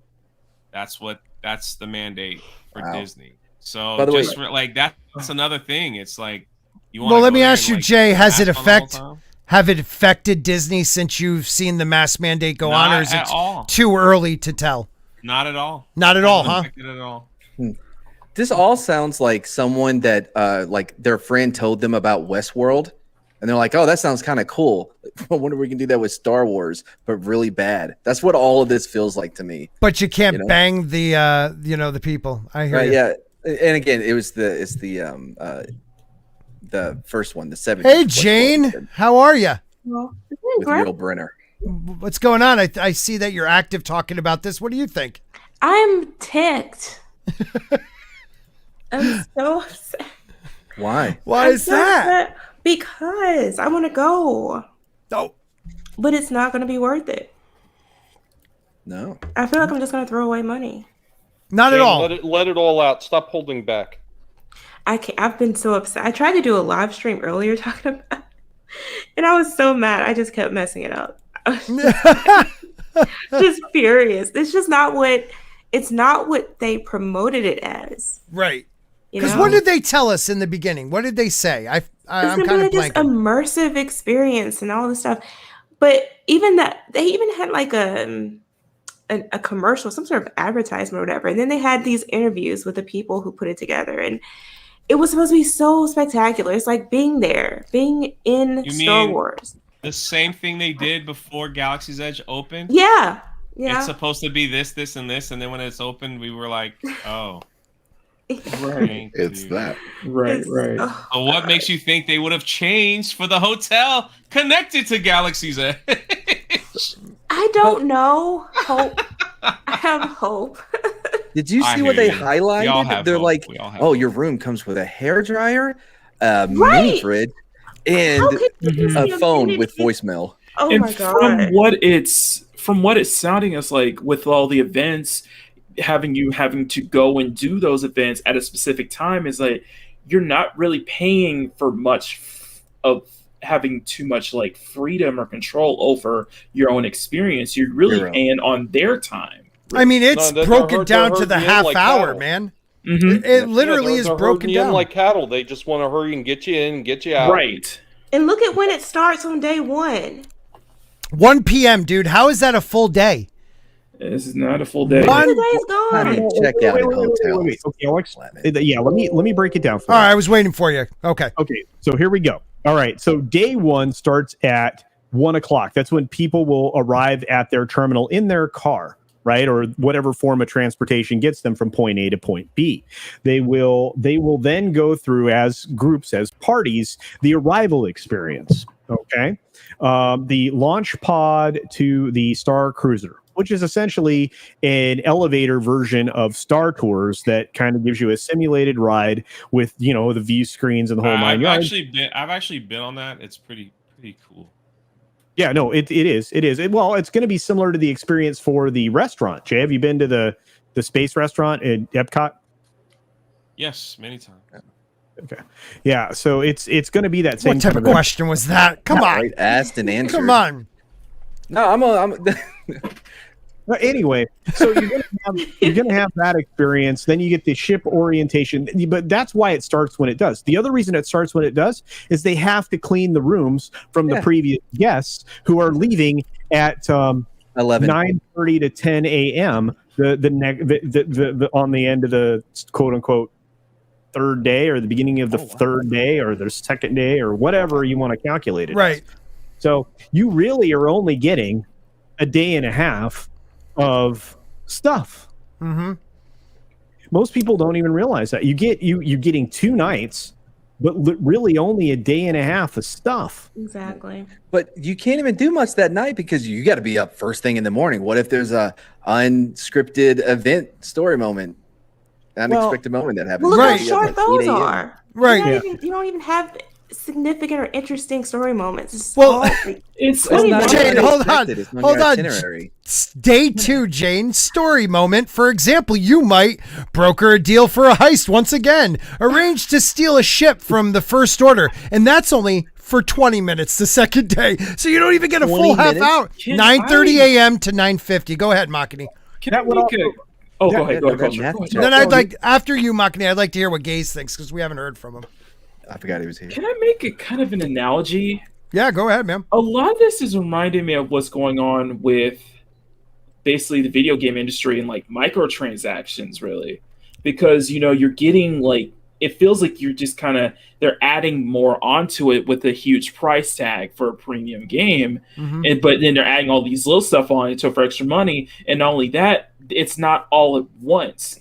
You're not able to enjoy it all at once. It's very limited time. It's drip feeding you content. It's like the only reason you come back to that game is because whatever little content they're dropping every week. You know what I mean? Yeah. Yeah. That's what what you can that's what it experience what you sounds missed the first time you went. Mhm. Like, oh no, we overslept. We missed breakfast. Story.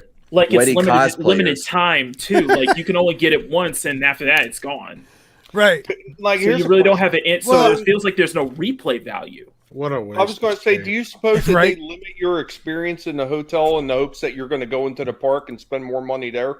I think that's what it is, because from what what Clownfish TV was covering this earlier, and they were saying kind of the same thing. They were going to try to do something with that at Anaheim, but the problem is that they wouldn't let that happen, because all it was they were just going to do this just so they can get you to spend more money at their shops, and Anaheim was hurting for money at time. Is no, we can't let that happen. So that's what it sounds like. What this is little experience. All it is just leading you back into the shops just so you can spend more money. But you know what? Part of it should be that you get the entire park to you then. Exactly.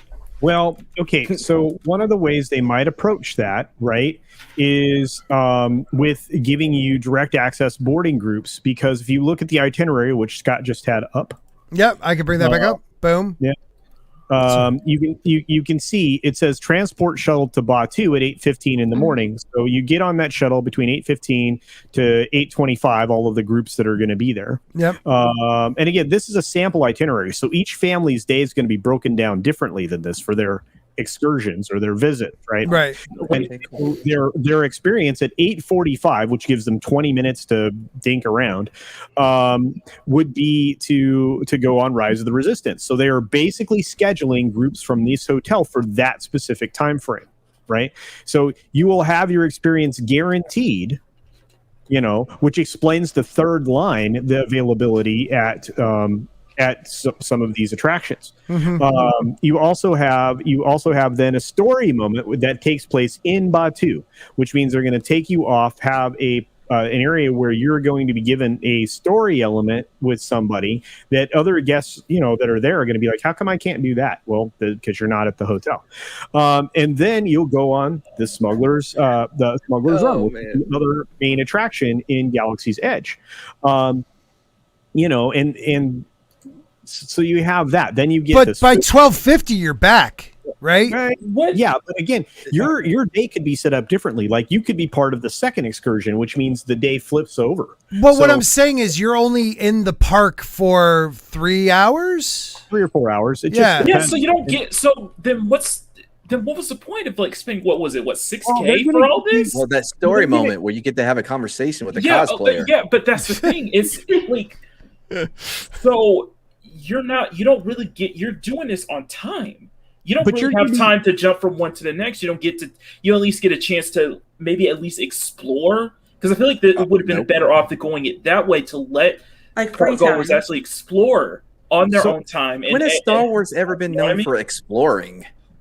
That's not what I meant. No. So you're given a navigator, which I imagine they won't change the name of because they've been letting on that at the cruise forever. Okay. Geode will be the navigator. Geode rolling around with you. I would sign up tomorrow. On the cruise. They call it culture. Yeah. What happens if one of the rides breaks down, especially on a common occurrence? Okay, so that's where this is all going to have difficulty, right? You're going to have, guests are going to be disappointed because, Jay, how often is it that for 6 hours during the course of the day, Rise of the Resistance is broken? It is the most broke down ride in the history of theme park rides to date. Holy shit! I think it. Yeah, that's what I was. Yeah, saying. It's true. It breaks down. I think 6 to 12 times a day. What? An average of 40 minutes. And it's been open for how long, Jay? 2 years. 2 years, so they haven't worked out all those kink. Is it that involved? So I have to say, if you ever do it, you might understand why. It is more than it is so complex. I'll just do a quick. You walk in. Please. Ray meets you. You're part of the Resistance. They run you outside into a shuttle, which is the shuttle that you're going to go to your Star Cruiser, which is pretty cool. Admiral Akbar is piloting it.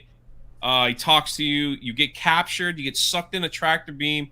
Then you go through a Star Destroyer with live actors, which is the best part of the ride. Now you're in a Star Destroyer.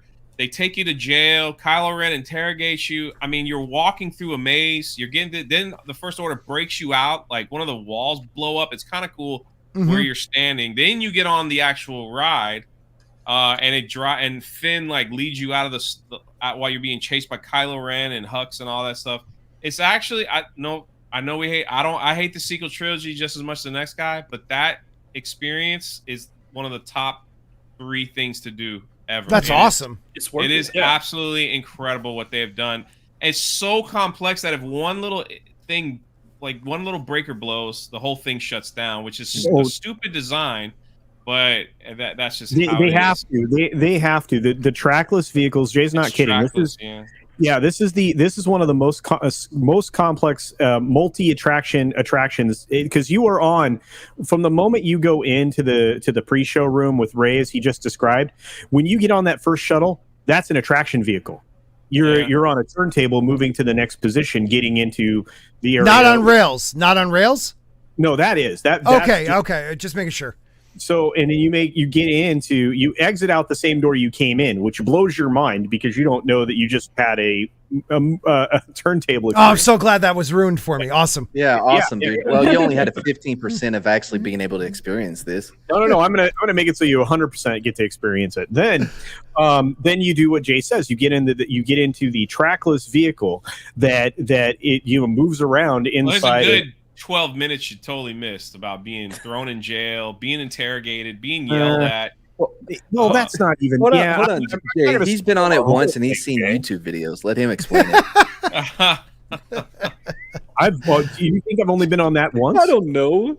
I only followed you down there once. I don't know how many times you've gone. Lola Meatz for $20. Super sticker. And that super sticker, I have to say, because it says you are amazing. And I appreciate that. Wow, Lola, you avatar. rock. Yeah, Lola always has some great avatars. It's only been that one. Right. She has some great. No, there's been others.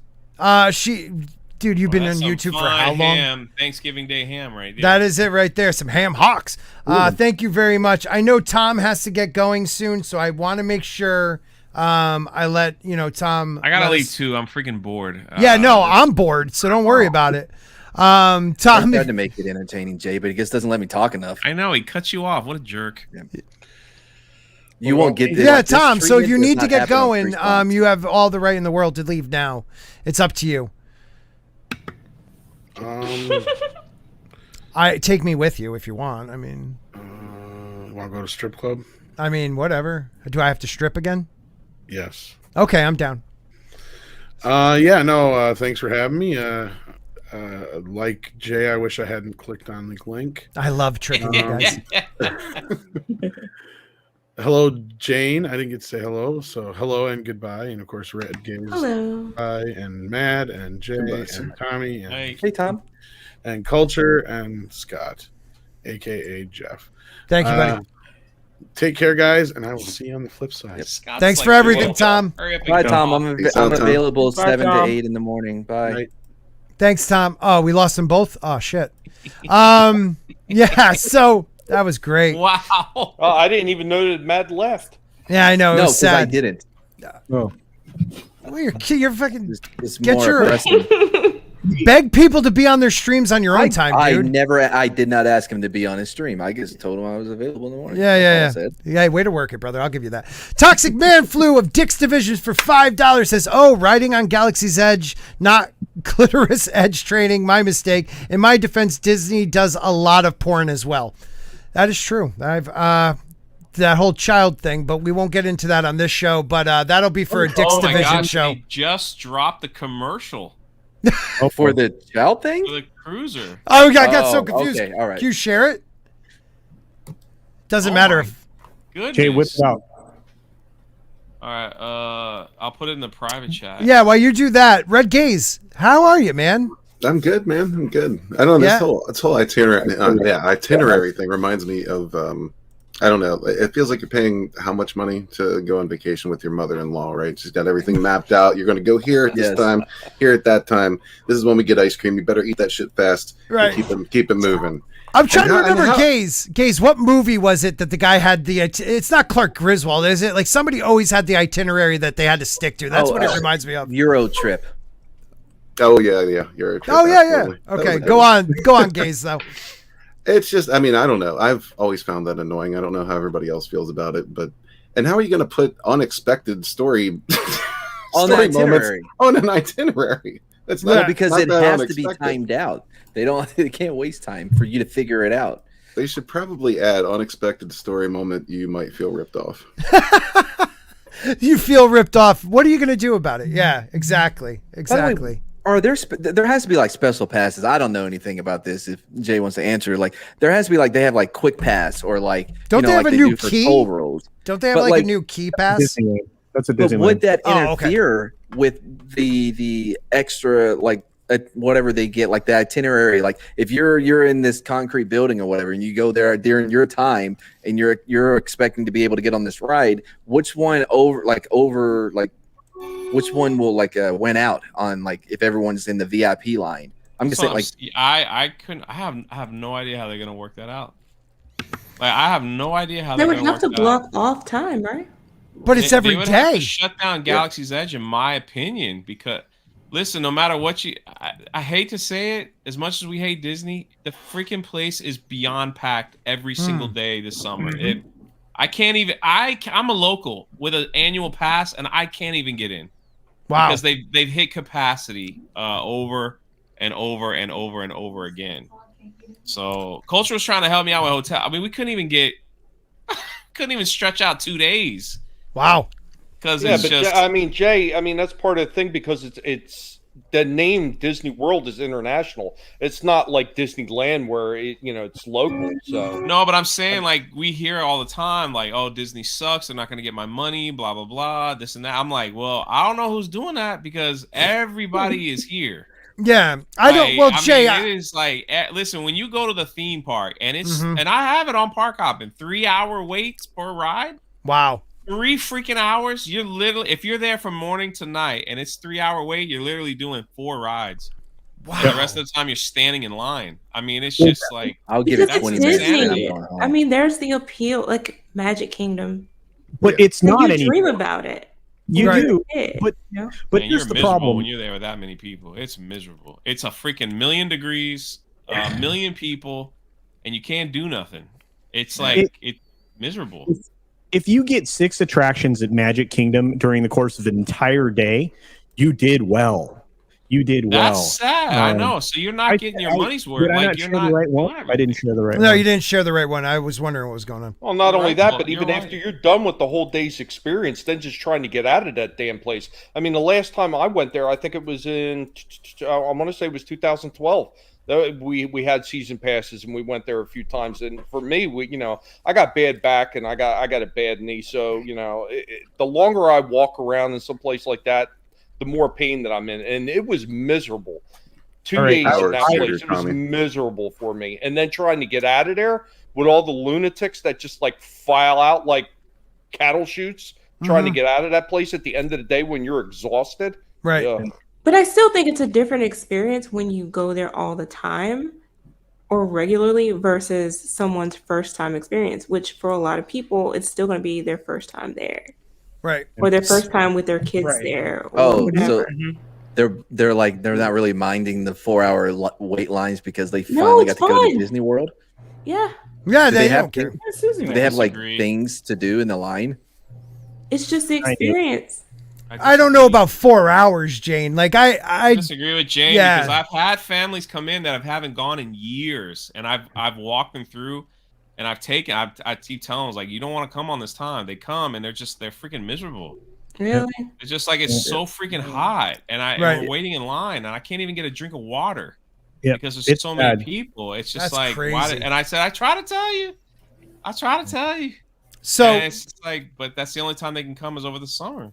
Well, let's play this so when Disney gives my copyright, I could just cut this part out. I actually muted the audio. So. Okay, they'll still do it. It's John Williams music. I'll just say that. Yeah. Oh, nice. Oh, you should be okay then. It's beautiful. Wrong. Here we go. I'll just. I'll do it. It's like.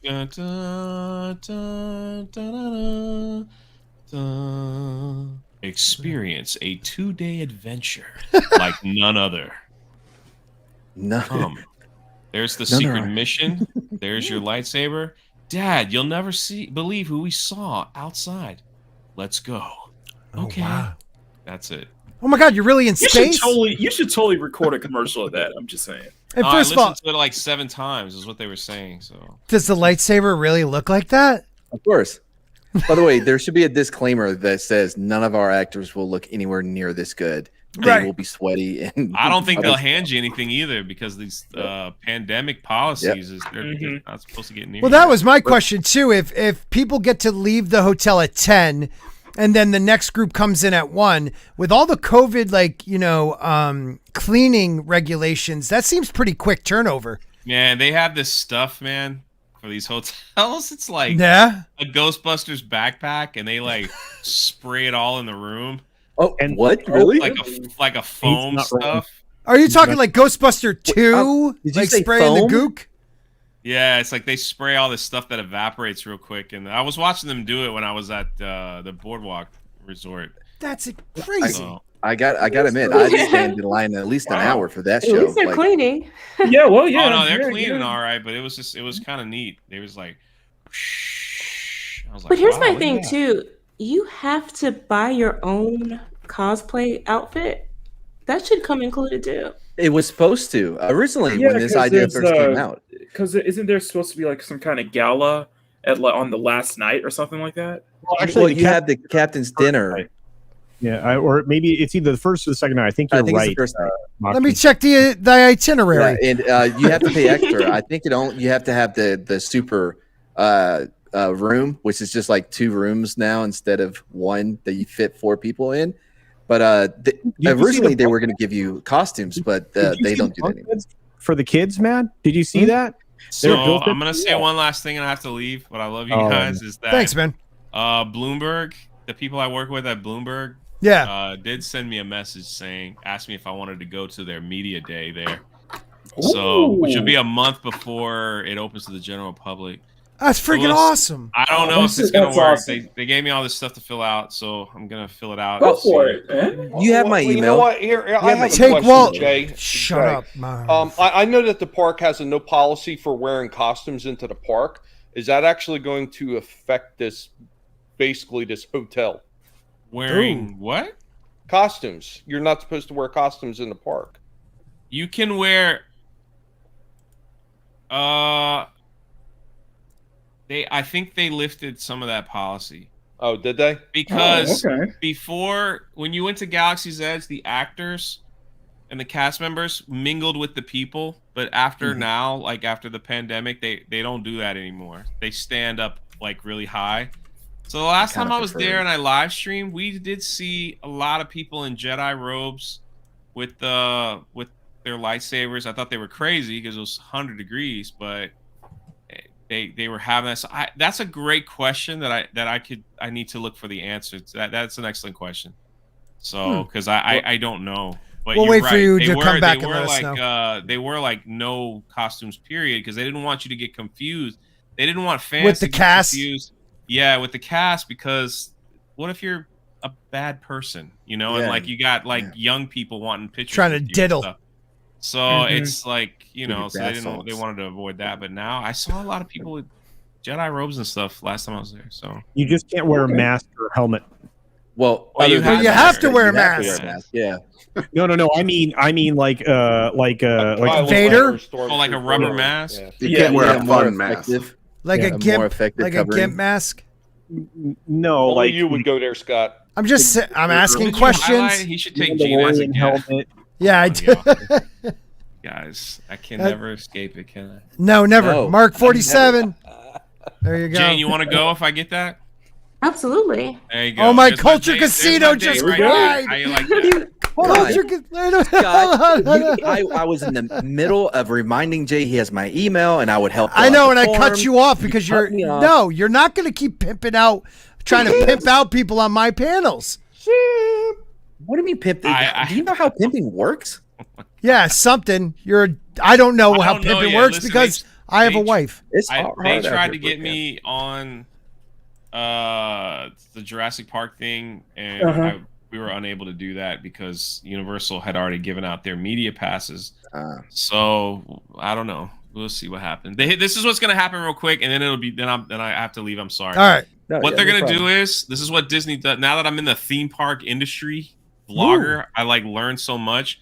They're going to open this thing up a month before the general public. They're going to invite all their shill vloggers to come. Just like they did at Galaxy's Edge. They're going to make videos. And they're going to say, this is the most incredible thing you've ever seen in your life. This is so amazing. I love it. Oh, my God, you got to experience this. You're not going to believe it. That's what they're going to do. These vloggers will go out and get millions of views because it'll be like the first time people got to see inside, stuff like that. It's just how it works. And then people are going to get excited. And they'll want to spend all this money to go because they're favorite vloggers and stuff like that. So I've seen this. Yeah. I sat down with two of them, and they told me, they said, "Have you been offered free hotels yet?" I was like, "Not at Disney." And I said, "At Universal, I have." And so they're like, "Yeah, well, get ready. Then you'll have to make a decision. You'll have to make a decision on how you want to take this channel." So totally simp it, dude. Go for it. Sell out. One vlogger got a week free, paid everything vacation at Disney's Hawaii. Dude, listen. He's a good guy. He's a good guy, but he's flipped his coin and he got this whole week and he had to do videos and stuff like that. I talked to him when I was in the Magic Kingdom. He's actually in one of the park hopping videos, and it was just like, I was like, "What? How was it?" He goes, "Dude, man, they treated me like I was a king." Oh man, I would totally. I was a freaking king. Yeah, that's what they want. It's a fair review if they treat you like royalty. Disney, I will totally sell my soul. Call me. Yeah. I will sell myself and culture out for half of that. Oh yeah. So I was just like, but he has, he's got over 100,000 subscribers, and he's very pro Disney, anti Universal, and that's what happens. Do you have to choose a side? It's kind of like they go to Universal or Legoland and go, "This is great, but the cupcakes at Disney are a little bit better." It's like, okay, that. All right. See that in their videos. But I will say this: Universal gave us some hotels when Anna was in town. They just wanted Anna to do a video, and she did. Unbelievable, man! I said, "Listen," I was like, "You will not get a fairer reviewer than Anna. She will tell you if it sucks." Right. I'm just letting you know. And I was like, "If it sucks, she'll tell you." And Universal was like, "I don't care. Tell her to be honest, because then we'll learn from it." See, I appreciate that. I appreciate that. Disney would be like, cut her off. Yeah, I don't know who this Anna lady is, but I'm curious to see. It's so getting old. So thank you for being here, Drunk. Her review was fair, but hey, appreciate the invite, man. It was nice hanging out with you guys. I haven't hung out with you a little bit, and I always appreciate it, man. I will see who in Vegas. 2 or 3 people here on the panel. Me. 1. Nope. And that's it, I think. Am I allowed to say? I'm supposed to be there. We'll see. Jayne might be there. We know Tom. Tom's going to be there. He just left. Yep, Tom will be there. Is Tom going? I didn't know he was going or not. Well, let me take it back. I don't know. That's actually still up in the air. I shouldn't speak for him. All I can say is it's up in the air. If he makes it, it'll be great. Otherwise, who knows? But having a child. There's going to be a lot of people there. I mean, the comics division's going to be there. Ryan Cannell is going to be there. Gary, of course, is going to be there. Those people I know what we got a great list. I'm going to be there. Damn it! I mean, what the heck? Boss is going to be there. It's the boss and I are both going to be there. Brightest Day will be there. There you go. Brightest Day will be there. I think Wes Moody's going to make an appearance there. Okay. You got a lot of people you ain't met yet. They're going to be there. I know who I'm hanging out with. Going to be there. Of course, Ords and Amber. Amber. I won't be able to go. I was going to go until the boss decided to go. I'm like, well, great. Now where am I supposed to sleep? Between them? I said at the foot of the bed. Like, I mean, it's not going to be that uncomfortable. Yeah. Right. Well, no, I mean on those California Kings, no, they're amazing. I'm telling you, the hotel is incredible. Great, awesome. Good story. Whoa, cool. If you get thanks, I'll Drunk. make sure I live stream and Sporking, please watch so you can. I will. I just want to be like the one person watching because everybody else is there. It's gonna be awesome. Kind of the plan, I think. Yeah, I'll have to subscribe, but yeah, I can check it out. I'm so gonna go upstairs and tell my wife, "Thanks for letting me get you pregnant. Now, kid's coming in a month. Thanks a lot." Yeah, I'm Red sure Gaze, she's enjoying man. her time. Always good to see you, buddy. You too, man. So later, Jay. I'll be watching the live stream. I do have to say this. I have to go there. Jay, 2 years is the reason why I started this channel. It was a stream you did sitting on the hood of your car or something like that, talking about just doing it. So I really appreciate that stream because it gave me the, you know what the hell? I'm just going to try this. So I appreciate it, man. You almost made it, Jay. I had to do it. It's my 2 year thing. I have to say it. Hey, so, have you had fun, brother? I've been having a ball, man. So I love it. I love it. At the end of the day, man. It's gone now. At the end of the day, like that's YouTube sucks, man. Like one month your channel's on fire, the next month it's not, and it's just how everybody goes through it. No, and I don't care about that anymore. You gotta have fun and just let it ride, and that's it. That's it. I love joking around saying I want to. I'll take subs because I'm anybody else. I want subs are great, but I'm having a ball just doing it, man. I'm just having a ball. Here. I don't even tag my videos. Like, and again, it's not for me. Like, I feel like more people should. Yeah, it's all about you right now. They're missing out. No, they're missing out. It's not. Yeah, my 2 year celebration. Let's make it about you. I'm gonna be focusing on my other channel more than the other one. What, park hopping? Nah, Jay. Jaywalking the planet. I love that channel. Yeah. Yeah, that's a good channel. A lot of fun. Is Tugs going to make it to Vegas? Well, I got news for you, Keck. She lives there. Yeah, I was about to say. Hey, much love to you guys. I will love you, man. Next time. Love you, Jay. Thank you. Take care. See you, Jay. Thank you. Why do I even have you here, Mads? Why do I even have you? You try too hard. How did I try to? Oh, Jay, I didn't want to say this, but yeah. Well, I have to be. Oh, I'm sorry. Honesty means nothing to you, and being sincere. Out on Who's the Gary? Who's Gary? The car.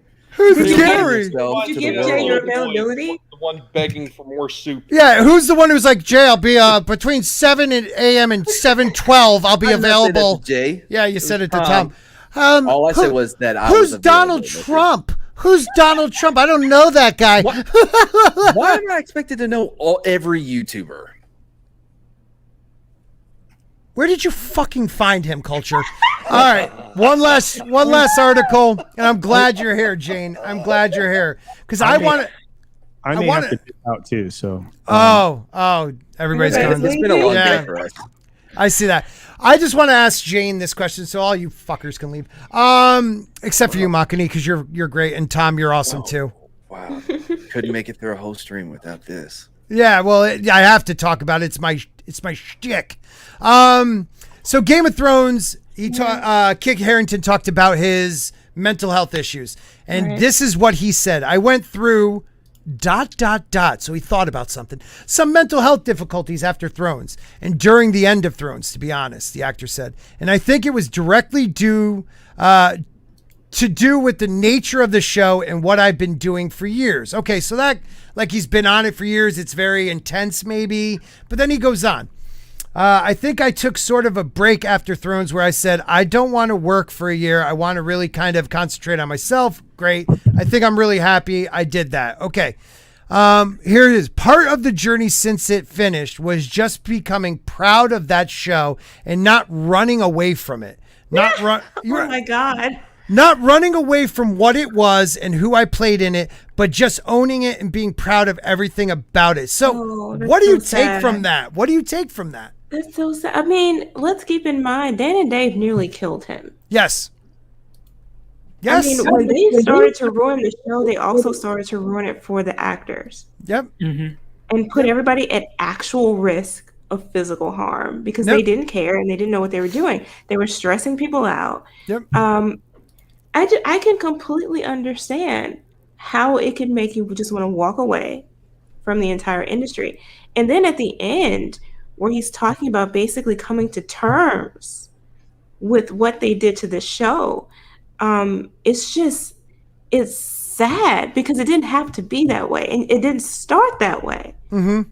You know, and just seeing not just him, but all of the actors, how depressed and upset and disappointed they all were with it, how they were each struggling with what was done to their characters and what was done to the story and the fan reaction. Yep. It's just, it makes you hate it more and hate them more. It breaks my heart to think like he had to come to terms with this show. Yeah. Like the idea that he was in one of the, now at first it sounds like he's talking about, I didn't want to become pigeonholed into one character, but it's not that. It's about how this show ended and how they gave up on this amazing show. And yes, they passed George, but they didn't have to. HBO after season 1 would have paid for 15 seasons. They said it. They were throwing money at these guys and they were like, nah, we're done. They rushed it and they caused this guy. I mean, he ended up in a rehab in my state. You know, and that's just sad that they know this guy. He's a very emotional, very like sensitive person. I guess he doesn't take jokes very well. And they left him to his own in this. You know what I mean? Like, and then look at Emilia Clarke. Oh yeah, they did. She was disgusted on how they treated her character. You know, so I don't know. It was something I wanted to touch on. It is sad. It is. Just a continuation of the fallout of what they did. Yeah, and it's terrible. But now we're going to jump into one other thing that's really funny. And if anybody has to leave, I understand. But I wanted to. They put a list out of the like 19 movies after Suicide Squad. And I just want to run through a couple of them and see if anybody is excited. This is DCU? This is the DCEU. Yeah. They put out be a yes, no rapid fire. This is yes, no, baby. Unless you really like love that IP. We'll just do a yes, no. So stop sharing, share, boom. Here it is. All 19 DC movies being released. Okay, so Warner Brothers has several upcoming freaking 19. So 6 dated through 2023 and another 6, 22 and 23. So they got a lot of shit coming out real quick. Really quick, yeah. Right. Okay, so I thought the same thing. I'm wondering if some of it's animated cash grab. You're right. Yeah. The Batman. On board. Yes. So excited. Yep. Nothing says Bruce Wayne more than banging Catwoman on the hood of the Batmobile. You know what I mean? Like that's Bruce Wayne. Yep. Yeah, it's not maybe Batman, but that's definitely Bruce Wayne. It may not be the Bruce Wayne we deserve, but it's what we're gonna get. So, Red Gaze, what do you think? I'll take a look. I probably not in theaters, but I'll try to take a look. Yeah, I hear you on that. Well, there may not be theaters, so you may not have a choice. Good point. Tommy? You're pretty much looking at it. It looks stiff and it looks wooden, and I'm completely uninterested. This might be something more up Walton's alley. Oh, it's way up, Walton. Edward. I like Edward. I think he's a really good actor. I've heard. Has anybody heard mixed reviews on the idea of there was tension on this set? A lot of people are saying they're already planning on working on the sequel. Yep. Him and Reeves. So I don't know what to think about that. I think if they were able to use that conflict and that tension to make the film better, which could happen. You know, what's his name with The Shining? He tortured those people. You know what I mean? Like if they can harness that tension or whatever and put it on the screen, it's all worth it. Yeah, absolutely. It's all worth it. So, all right. So we got the Batman. DC's League of Super Pets. No. Hell no. DC League of Super Pets. Oh, Dwayne Johnson's Crypto. And you got Kevin Hart as Ace the Bat Hound. I mean, my nephew some might bat like cow. it, but... Okay, but listen, you also have Keanu Reeves, Natasha Lyonne, John Krasinski, Kate McKinnon, I can't stand her, Vanessa Bayer, Jamala Jamil, I forget her, and Diego Luna. So some of them, I mean, again, cash grab. Kitty cash grab, yeah. Will my kids maybe enjoy this? I think maybe, yeah. And it might be a cute thing. Some of that stuff is fun. Black Adam. I'm looking forward to this, but I am worried what they're going to do with the character. I know nothing about the character, so The Rock can do whatever the hell he wants with it. Of course you don't. As long as it's good. Nah, just not that interested. Only because I wasn't interested in the Shazam film. Oh, I love the Shazam film. I know. I've heard nothing but good things about them. Oh, you haven't seen it? No, I haven't. Oh, it's fun, man. You should take the time to watch it. It's fun. I don't know. I finally watched it, after having HBO for like months, and I was not that impressed by it. You didn't think it was a fun, like a lighthearted DC film? I thought it was okay, but it just felt so damn goofy. I couldn't get into it. I thought it was fun but forgettable. Right, the two characters, like him in like regular little boy form and like big whoever that dude is with the fake muscles, they could not be more different people. You know what I mean? Like their personality. The brother was perfect. The brother on crutches, and then the guy from the OC, whatever his name, they were perfect. They were perfect. Crutchy was great. No, what I'm talking about is like he's transforming. When he transformed, he became an entirely different person. They had like nothing in common, like personality wise. It was really bad. But all right, I mean, I enjoyed the movie though. I thought Shazam was a good change of pace after what we've gotten from DC. And it was more of a comedy than anything. Definitely more colorful. Yeah, more colorful. But the Black Adam is like even in the animated, Shazam's funnier character, but Black Adam needs to be, they're going to go right away, I think, with the anti-hero thing. And you want him to be a villain first. Right. You know, well, would you want to see The Rock as anything other than The Rock, though? I want him to be a villain, and I actually want to believe he's Black Adam. Okay, second question. Do you think The Rock can play anyone other than The Rock? Don't know. All right, so then he's going to be quippy. Let's just get used to it. Yeah. God, that sucks. Okay, The Flash. I just want to see the shit show. I just want to see the shit show. No. Despite what's going on, despite the fact that Michael Keaton's going back, and I have no problem with Sasha Calle's Supergirl. I've said it's a different universe. It's a different universe. I'm just not interested. I don't want to support him. I don't like Ezra Miller. I don't want to support him. He's a white. Really? He's a girl beater. Yeah, no, like that's okay. So for me, Zack Snyder did nothing to make, like, we already know, like in real life, he's more of a badass than he is in the movies. Like that's for a fact.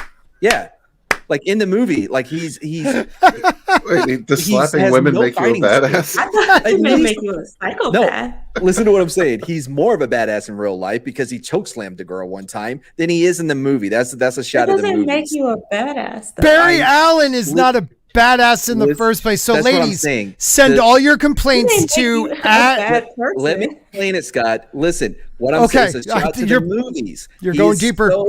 He is so like that's what she said in the movie that it makes him look bad. You get what I'm saying? Like he's so bad in the movie and has no skills. Right. I apologize.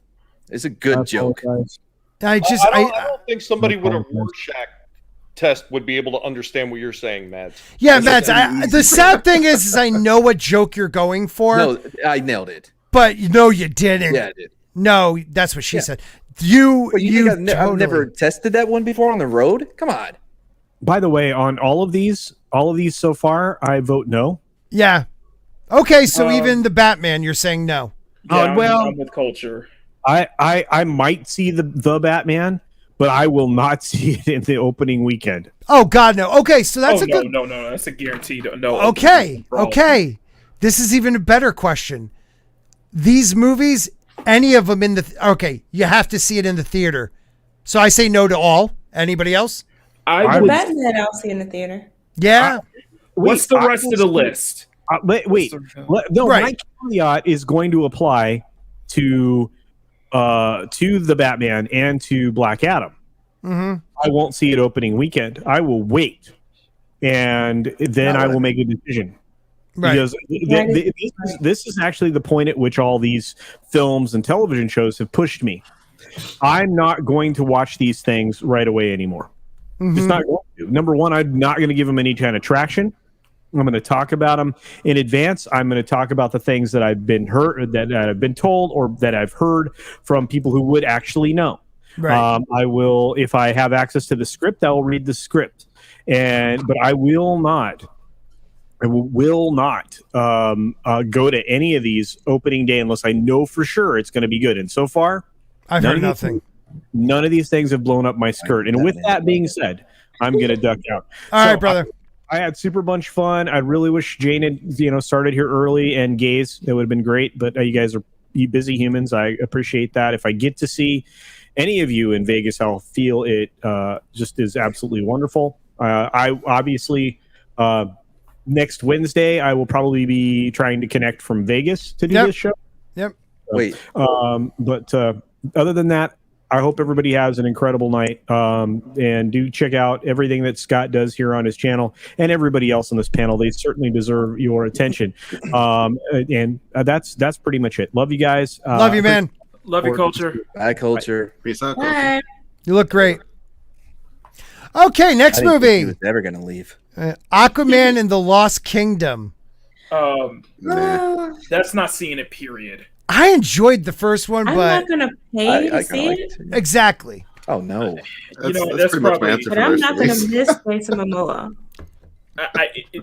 As long as she who shall not be named is involved in this, I'm not seeing it. Period. Oh, really? I was hoping she got a bigger role in this one. Or a bigger deuce. She's got a bigger something. Definitely a deuce. Yeah. She's the most intimidating person I can think of for these movies. You believe she's gonna hurt you. You believe it. Yeah. Mm-hmm. Don't know how they're going to fix that whole accent thing. Oh, I know, right? She's had two different accents depending on which movie you watched. One of them, they talked underwater like dolphins, but we're going to ignore that. Shazam! Fury of the Gods. No, I see it on HBO Max. I'm looking forward to it. I'm hearing from what you're saying, Scott, and from what other people are saying. I may give it a chance. Yeah. I love Seth from the OC. Like his movie, Kid He's Detective. so good. So good. Kid Detective is such a great movie. It's a noir. It's so good. I don't know what the hell you're talking about. Lola Meatz for $20 says, "Keep being awesome, Scott. Great show." Thank you, Lola. I appreciate it because it is a great show. And I am pretty great. So I agree with you on that stuff. Keep doing what you're doing. Boom! And Thank his head grew 5 times that stream. I know. I'm like the Grinch with the big head. Okay. Anybody else? Shazam. I thought it was a fun show. You mean movie? That too. He's old. Yeah. That's what they say. Batgirl 2022-23. Where have I seen this redhead? Oh, no, she's not redheaded. Where have I seen this girl before? I love they include the picture of the redhead. I know. Nah. Just I'm afraid they're probably going to do too much butchering, I feel. I like that it's Barbara Gordon. It is Babs. I'm just saying, I just feel like they might do way too much. I'm just worried. I think they're going to push the whole feminist thing, and I just don't have time for it. Yes. But I don't know much about DC. Isn't Barbara, whatever her name is, wasn't she Jewish in the comic book? Well, Barbara Gordon, her father was the chief. Yeah, you said something like that. I don't know if they were Jewish, but she's definitely a redhead. And her father, but see, in the Batman. Oh, she was in the Heights. Yeah, he was the commissioner. Yeah, right. The commissioner. I'm sorry. Oh, okay. I mean, the actress is mixed, so that's not the issue. Right, not at all. I was wondering. I just didn't know. If it's in same continuity with the Batman, right? It works then. Batman, then yeah, that makes sense. Right, it works. It works, and she's very pretty. She's very pretty. I agree, and I think but I'm afraid it might be a standalone. Oh, okay. But they could have just made a different character like this. There have been different versions of Batwoman. I mean, right. Batgirl. Brought Ryder to the big screen. So why not just have this girl be a different Batgirl? Right. So not Barbara Gordon. Well, that's the thing is that both. Well, that's right. I'm sorry. Well, the problem is you would have to. The problem is that you would have to race swap if you did decide to do Stephanie Brown or Cassandra Cain. No, do a different one. It's like they or a completely new character. Yeah, I can see that. Yeah. But okay, Batwoman wore the red wig. Yes, Batgirl is a redhead. No, I think I speak for everyone. Like we can get rid of all the redheads. I don't think Barbara Gordon had red hair. She wore I thought she wore the wig also. No, she was a ginger. Okay, yeah, so she is. She was a straight up ginger, and she is Jewish. I don't know why you needed to know that. Also, hashtag ginger side. Shouldn't we be promoting it like representation and inclusion? Oh, not with the thing a about Jewish that, person play a Jewish character. I just want to say this though, to be fair on that point, you're seeing all of these mixed actors now, right? Mm-hmm. Right. A lot of them have all historically been Jewish. Like even though they've been playing quote unquote black characters, a lot of them are in fact Jewish. As the characters still. Just like a lot of the quote unquote white actors in Hollywood are Jewish. That's a lot true. of them are Jewish. They just look different things. Right. That's true. That's very true. I brought it up to kind of make a point to where like it's all the inclusion is very selective on who is included and who they highlight as being. You know who they're not going to race swap though? What? You know who? Well, real quick, I'm sorry. They're going to not race swap Tommy and the Guinea Pig Collective, who has to bounce. Hey, y'all. Scott, thanks for having me on again. And you know what? Congratulations, buddy. I mean, I remember when you first started, and it's been a long road for you. I remember you going back and forth with Walton and just making sure that you were going to beat him in the sub count. And it was an amazing journey, and you finished first. I mean, granted, you probably have about 1.5 feet on him. So, I mean. Yeah. And he beats me now, but I don't care. I like it. Well, he's beating you the way you like it, so. Yes. I don't care for any of this. Shut up, man. Nobody asked. Always got to make it about you, man. But no, it's always a pleasure, and it's always great to see everybody in the chat. Every single one of you are amazing, and you make this all worthwhile every time that we do these streams. You guys really, not enough can be said about everything you do for every single one of these channels. Without you, there is no us. So anyway, guys, if you have a chance, stop by, check out my channel. I just did another video on YouTube and some of the nonsense that they're pulling, and you know what? Somebody has to call them out. I think more people more people have to call them out because this nonsense with them, it has to be brought to light. Some of these guys say something. So yeah, man. Never let anybody tell you what you can and can't say, what you should or should not watch, because your silence gives consent. Thanks again, guys, and y'all have a good night. Love you, Tommy. Have a good night, man. All right. Take care, y'all. Later, buddy. All right. So on to the next one. We have Blue Beetle. Now, will this be a live action Blue Beetle? I think it's live action, and I think it's it's going to be Jaime Reyes. It's Jaime Reyes, not Ted Cord. Oh, Jaime. Was Jaime Reyes? I'm sorry. Was he the one that was in Teen Titans versus the Justice League? He was in Teen Titans versus Justice League, and he was also in Young Justice. So yeah. Okay. Mm-hmm. Yeah, see, I know my animated. So Jaime's an established character. So yeah, no, he's been around. He's been around. Every time I hear Blue Beetle, I'm like, oh, is it another Transformer? Michael Bay's doing another one. Yeah, or is it a Volkswagen Bug? Right. Yeah. Mm-hmm. Like, I know nothing of this character. I'll skip. It's a cool character. It's like a parasite on him, like that gives him superpower. Yeah, the Scarab. Yeah. No, okay, Supergirl. No. Do we even have an actress? No, we don't. It's probably. Do you think it is? My bet is going to be. It's going to be a continuation of. They're probably going to set up Sasha Calle to give her own solo film in the Flash. That's what I'm guessing. That's what it sounds like. That might be leaning towards. And again, it is what it is. What do you think, Jayne? No. I want a Henry Cavill Superman movie. Yeah. Yes. I'm tired of all these other supers. I don't care. Yes. I just love Henry Cavill. I just think he deserved another chance. I agree, as long as it's post therapy where he can actually be happy. Like, he's worked out his issues. You know what I mean? So it's not another 2-hour movie of him just looking depressed. It should be an evolution. A Supes is true to form. Yeah. Oh, wait a minute. Can I quickly go back to Blue Beetle? Zolo, the guy playing Blue Beetle, that's the kid from Karate Kid? Miguel? So, I think so. Daniel's son? That's awesome. Oh, God. I think so, yeah. I meant Cobra Kai. You know what I meant. Cobra Kai, yeah. I did it. I don't watch that show. Who are you? What do you? I watched the first season. What do you do here? What do you do on YouTube? I do things, not well, but I do things. All right. What about you, Red Gaze? Are you looking forward to Supergirl? No, I'm good. Come on. Okay. Green Lantern Corps. I want to see a good version of this. Yes. That would be nice. Right. I would be nice, but I'm going to say no. And the reason I'm saying no is that I know with me and Mass Bear, we'd love to see a live action interpretation of Jon Stewart and live action all the core. But what I'm afraid is that they're going to push Hal Jordan, Kyle Rayner, Jon Stewart, all the main ones aside for characters like Sojourner Mullen from the Far Sector comics and prop it up as her film and not really more about the general Green Lantern Corps. Basically, I'm afraid that all the characters are going to be aside. Say that again? Oh. No, what he's saying is they hate. Like DC, like the DC brass hates Henry Cavill. Because I'm confused why he hasn't gotten another movie. Because he's a fan.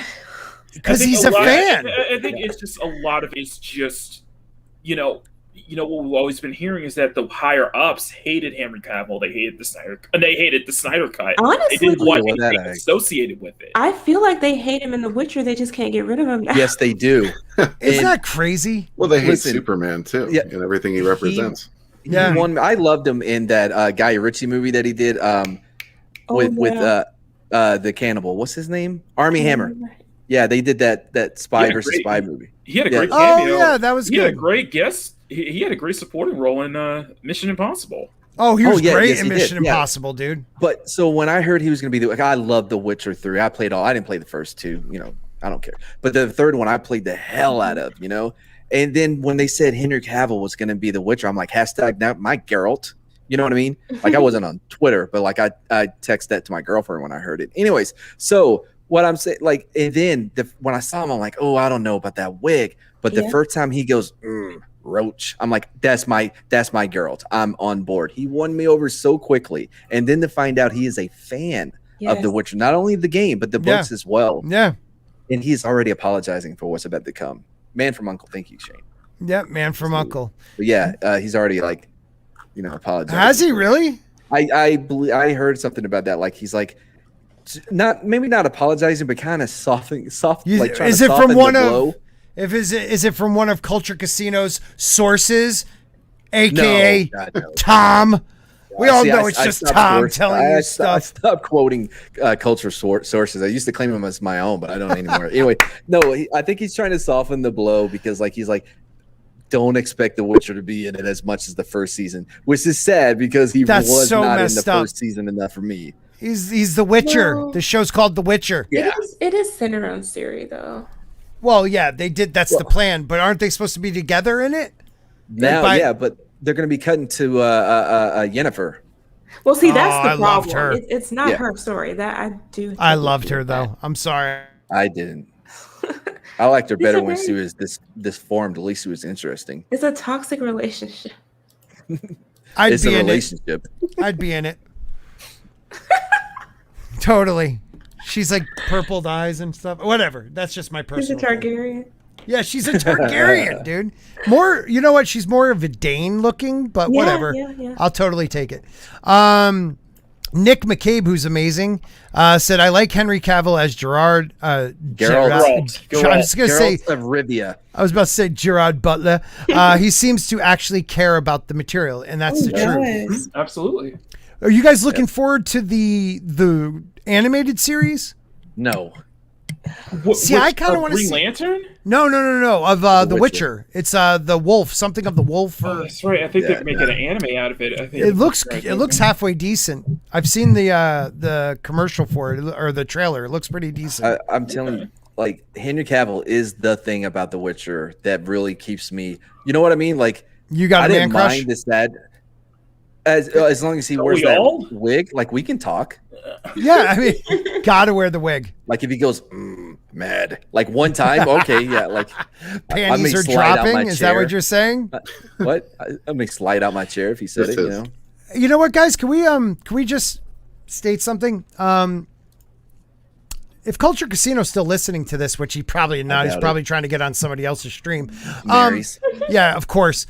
Let me ask you a question. Why didn't you update the list? We got a new guy at the beginning of the show. We got a new member, and you didn't update the list. You failed. You failed. You blew it. Yeah, and I bet my Spork is still crooked and bent and shit. Right. Who's Zatanna? I've no clue. Don't care. No, it's Zatanna. Zatanna, and it's kind of the same way that I feel with Batgirl and others. I do think that they might co-opt it. They might steer it far away from what Zatanna is meant to be as a character. And Zatanna is definitely a favorite DC character for a lot of people. Does she kind of meld with Constantine at all? Constantine a bit? Yeah, kind of in like Justice League Dark and that kind of sense. Right. Yeah. Okay. All right. Hatter. Yeah, but it's those. Yeah, she's a magician and don't. Yeah, with Soul Assassin, don't touch Zatanna. Okay. So she's well loved. A lot of fans of up close magic. I see. I love up close magic. I love anybody who cosplays her. Static Shock. Anyone? No. I'm on the fence. No. Didn't they change his whole thing from like originally I forgot what it was, but now it was like at a BLM protest that he got. Yeah, that's why I'm saying no. So originally, in the cartoon and I think in the early runs, his powers was a result of a gang war that spurred out into the streets that caused a chemical reaction to where everybody became a bang baby. Everybody that was involved within the radius became big. Something like the Terrigen Mist in Marvel, something like that. Okay. But yeah, they did change his origin for that he gets his powers in the same way, but instead of being a gang war, it was a BLM riot. No, thank God for BLM. I don't know if you know this, but like, so when it was the gang war thing, like all of his villains came from that same incident. Exactly. Right? So are they going to do this? They were all in that same spot. Everybody was in that same spot when that happened. Okay, are they going to do that? Because then you're making some BLM protesters the villains. They won't do that. It'll be some white supremacists on the outside. That's what I'm saying. I know. I see where this is going on to go, and I pray it doesn't, but it's going to go there. Well, you have Michael B. Jordan producing, and I have faith in him. I have faith in him, but I don't have faith in this writing. I don't have faith in where they're going to go with his character and the direction that this story's going to go. I don't have faith in him. The character didn't start out that great to begin with. Right. I like him, but it's not like he wasn't yet another stereotype. Right. But he's built such a huge following and fan base over the years. A lot of people are just happy that he's there. I'm shocked they didn't call him like Static Black Shock. No, because everything with these. I mean, he's electric. That's the standard. Right, exactly. And that's the thing is that Virgil is a very grounded character, especially in both seasons of the cartoon. They did the cartoon really well. They did cartoon. That's what I heard. Really well. Wait, what do you mean? Oh, he is. He left for Mary. That was right. I'm the one that said he's on with Mary. No, I'm always right. Thank you, Brightest Day. Great channel member. Thank you for being the newest channel member that Culture doesn't care about. So on Saturday's show, if Culture makes it or he doesn't go on shenanigans. No, he'll be on Street Smarts. What's that? Street Smarts. That's my show at 3 p.m. Central. Oh, okay. Strangeness. That's fine. Okay. I love Mary, though, so she can have him. Wonder Woman 3. I mean, after 2, come on. Come on. Never. I mean, are they going to take Patty Jenkins' writing privileges away? Maybe. Yeah, because she didn't write the first one, right? Nope, but she sure as shit wrote the second one. Right. I cannot do it. I love Gal Gadot too. I am a huge fan of hers. I am too. I cannot do it again. I love Gal Gadot. I love her too. Like I totally look at that. She's so happy. Just a lovely young lady. You know, have y'all noticed though she hasn't seemed very happy lately? No, because everybody's attacking her. I think that shot was taken before Wonder Woman 2 was released. Yeah, that's what I'm saying. A lot of it, I wonder how much is connected to people's rejection. And the thing is, or rejection of her being from Israel. And the thing is that with the first Wonder Woman, we loved it so much, and a lot of it was that Patty Jenkins had Zack Snyder working with her the whole time. And I'm afraid that it might not be the same thing especially after Wonder Woman 84. Is she going to take full reins again, or is it going to be have somebody else come in and bring everything in? Though, say what you will about Wonder Woman 84, it definitely left it definitely did not leave a promising future for the it doesn't give the next sequel any promise though. Mm-hmm. It doesn't have really anything to jump off of. How do you mess up a monkey paw story? That's like the easiest, you know what I mean? That's like basic stuff and you messed it up. But by the way, when you brought that up, I'm like, oh, Tila. Right. I'm so used First to saw. Yeah. Like the minute you see Gal Gadot, you think Tila. I mean, just look at the same outfit almost too. I mean, they look exactly alike. But you know what? That's what she could have been. It should have been. Should have been. Yeah. The Amazons. All right. I don't care if it's the Patty Jenkins Amazons or the Zack Snyder, because they're different. Really different. Don't worry, the development's Patty Jenkins. Yeah. Oh, I mean, if they're adding men to it, yeah, okay, all right, that may be interesting. Well, they would have to add men to it for me to want it's gonna have. Yeah, it's. I don't know. I'm sorry. I'm fine with no men. I'm fine with that. I'm fine with no men either, and it's not anything. It's just. Or they could have Chris Pine as a sex slave. We see the signs in somebody else's body. I think that's how it is, and that's sadly my way of thinking is just not giving everything a chance. So I'm willing to go in with an open. I can go in with an open mind on this one. I don't know, Greg Gaze. Yeah, I can give it a chance. That's mainly because there's a lot of potential for lesbian activity. There has to be a lesbian love scene. You know what? Yeah, as long as they all look like Abby from. As long as they all look like Abby from Last of Us 2, whatever the hell it is. They all look like Tila. Aren't the Dora Milaje supposed to have one too? Yes. I mean, how many of these are they going to do? They're so ripping each other off. Mm-hmm. Yeah, but the MCU ones, they are very intimidating. You're saying these white women can't be intimidating? No. They can all be Karens and yell at you the whole time. Okay. All right, whatever. I've been married and divorced. I'm fine. I got it. That's easy. Blackhawk. I don't know. Is he from Icon? Is that from the Milestone?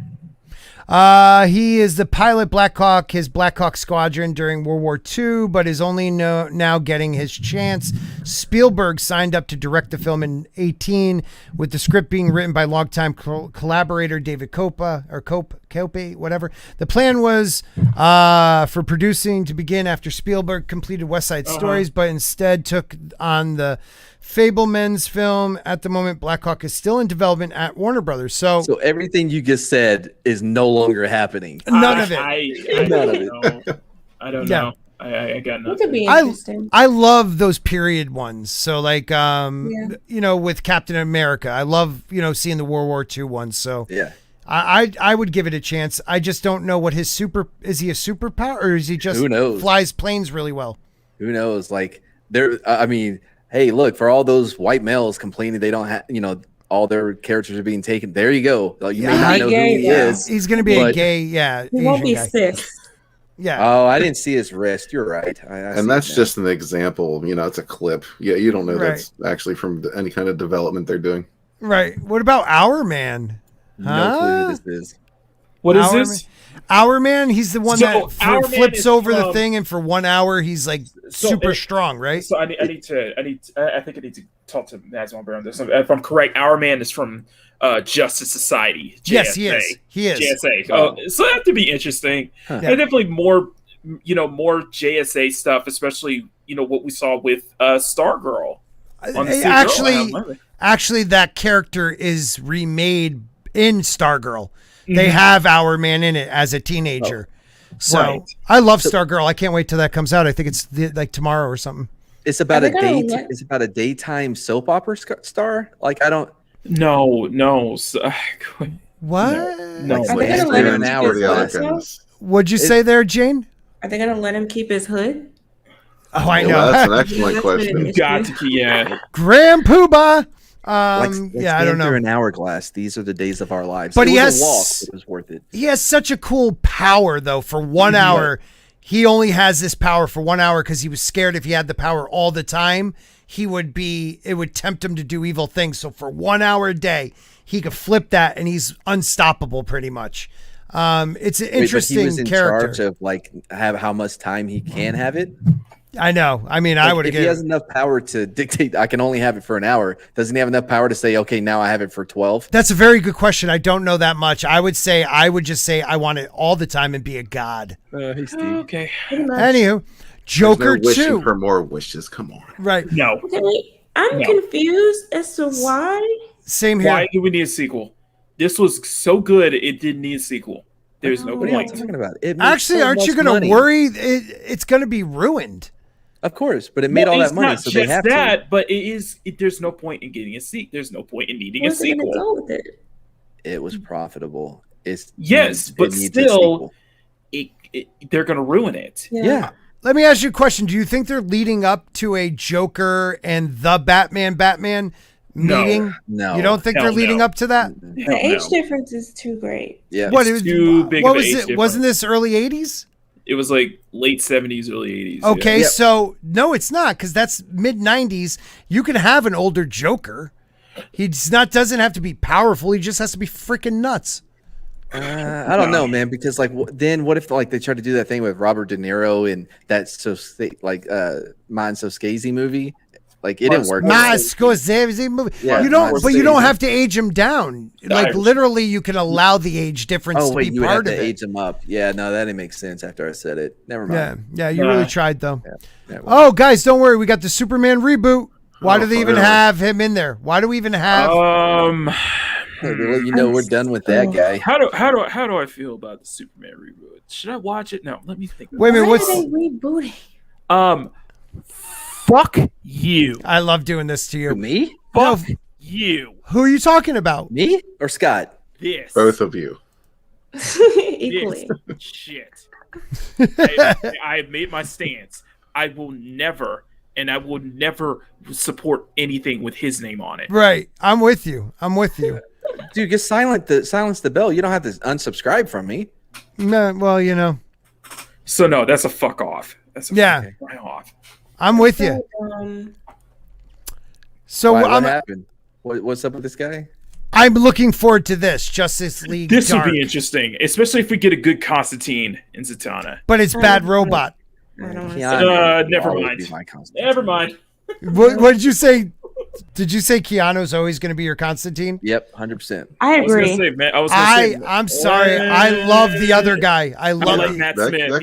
Matt Smith was my Constantine. That series was really good, and I was really so bummed. It was great seeing him in Matt Ryan. That's what it is, Matt Ryan. It was great seeing him in come back in Arrow. Was he on the WB? Was it on the WB? He was on the CW. Yeah, he went. Oh, the CW. Sorry. So he was in. He had a huge cameo in season 4 of Arrow, and then he spun off into being part of Legends of Tomorrow afterwards. And he makes those shows, man. Yeah, like you know why Keanu will always be mine. One, that show came on the CW, so like I'm instantly out. Right. You know. Right. Like I think he's such a Keanu was just like Constantine, brah. Yeah.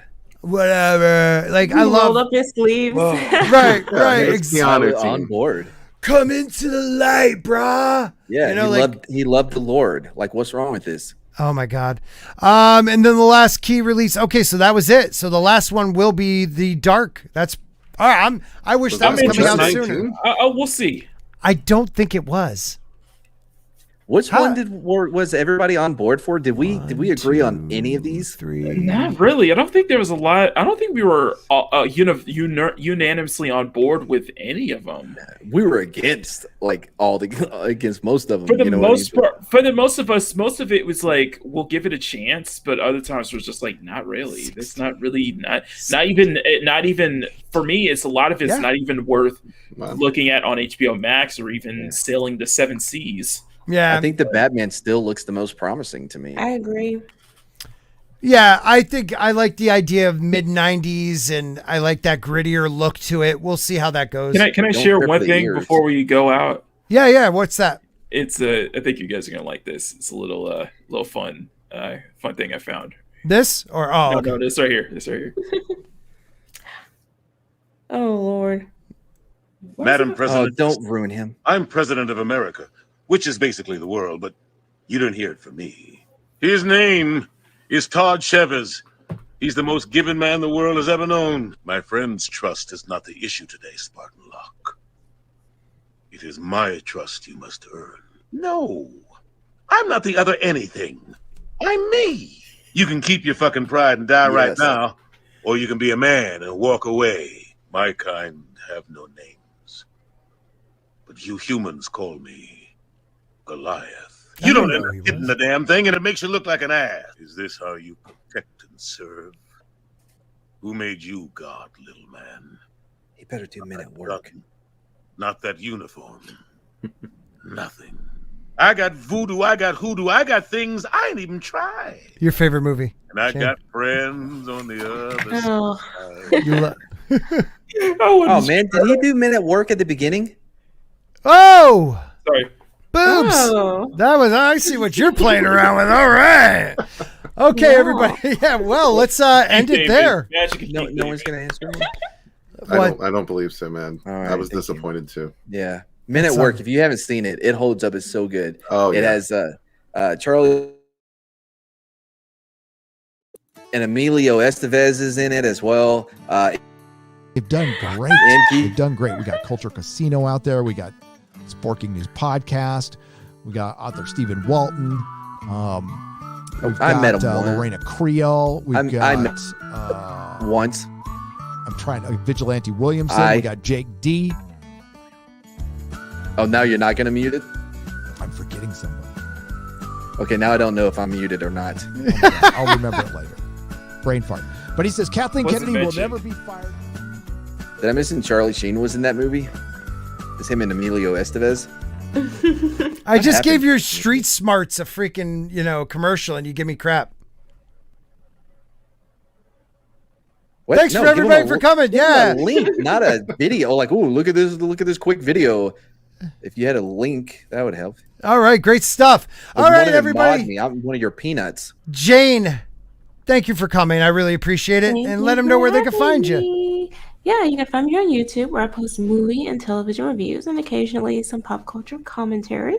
You can also find me on Twitch, Twitter, and Instagram at Jayne Theory. Thank you, Jayne. And yeah, Mad Martigan. First, Jayne, thank you for putting up with me. I can be a handful. I know this.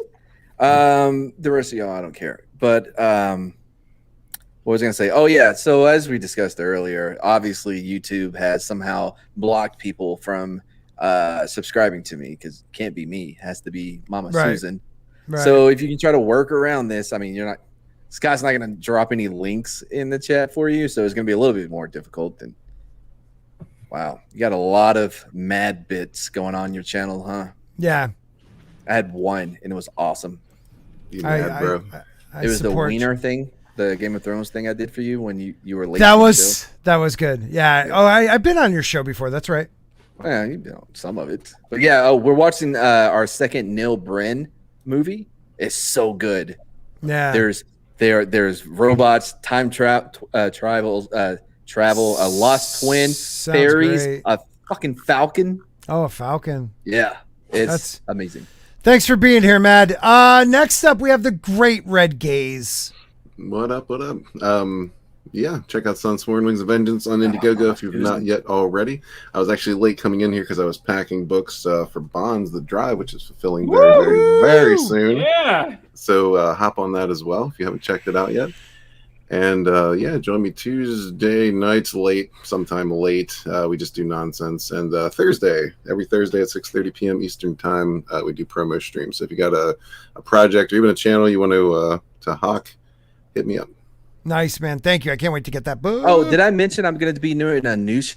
All right, McKinney Draws. Anyway, first up, I want to say thank you again to everybody who stopped by during last night's Draw with Maki stream. That was a lot of fun, especially Red Gaze. I saw him in the chats there too.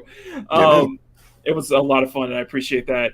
So if you haven't checked that out, I'll definitely put the link in the chats for you to check that out. It was fun. We went over the whole Blizzard situation, and it was a lot of fun drawing Tracer again. So anyway, thank you guys as always for having me back on. Of course, I gotta eat first, and I'm gonna hop over to Ords for his Wednesday chill and chat on Twitch. We play Fortnite, of course, and then but what I'm doing here is actually for tomorrow's stream. So tomorrow is, of course, the spiciest art stream on YouTube Thursdays with me, Mads Mama Bear, Rosetta Allen, and special guest Riot Kitty. We're gonna be drawing some sexy and spicy cat girls like this one right here. Nice. A lot of camel definitely toes. check that out. Thank you. And of course on Saturday of course is the Rogue Mocking Live presents Rogue Entertainment. It's gonna be a lot of fun. Check that out. Hang out with the roads, talk out entertainment topics and stuff in pop culture. And of course, next Saturday, in fact, we will have the one and only Lady Gravemaster on as a guest for episode 12. So definitely check that out. She's and awesome. Then, of course, on Sunday is the main show, right after Sunday Culture Review, Machiny Live with me, Matt Smart Rivera, Bruce Lombardo, and Dastardly. It's where we have some fun. We do some drawing, and it's all about a Sunday fun day on your Sunday afternoon. So thank you guys as always, and I will see you all in Origins Channel. Why do I only get to promote one show? Like, there was like 8. Like, So I'd like to thank everybody for coming. I really appreciate most of you here. To the panel, you guys are mostly great. Matchplanation is the name of the new show. It's where I explain. So what I want to say is thank you to everybody in the chat. You guys are on fire. You guys rock. Thank you for 2 years of a lot of fun. Wish you guys shared my stuff more, so maybe I could have more subs, because I don't want to do the work. So whatever. I'll be like Matt. Because they unsub me, and it's not YouTube. Sporking, when are you available? I'm available whenever. I forgot to mention. I'm never available. What? Yeah, I am. I forgot to mention Scott. Oh yeah, hold on. No, please mention it, my friend. I forgot to mention Scott. In case you guys are wondering, the Sunday auction stream was an absolute success. The highest bid was over like $325 for the Batman and Catwoman piece. So yeah, huge thank you guys for the amazing support on that auction stream. And I definitely will consider doing more down the line. So. I think you should. Cool. I really appreciate it. I'll be mad-splaining. Oh, do you want to say something? The new show I'm working. Did you say nude show? Nude show. Yeah, Who knows? I keep getting. Dude, Barber Entertainment? What? No, it's Matsplanation is where I matsplain. Like, people will write in like relationship problems, and I'll be like, hey, no, dude, like, you shouldn't hang out with your wife. Good night, everyone. Have a great night.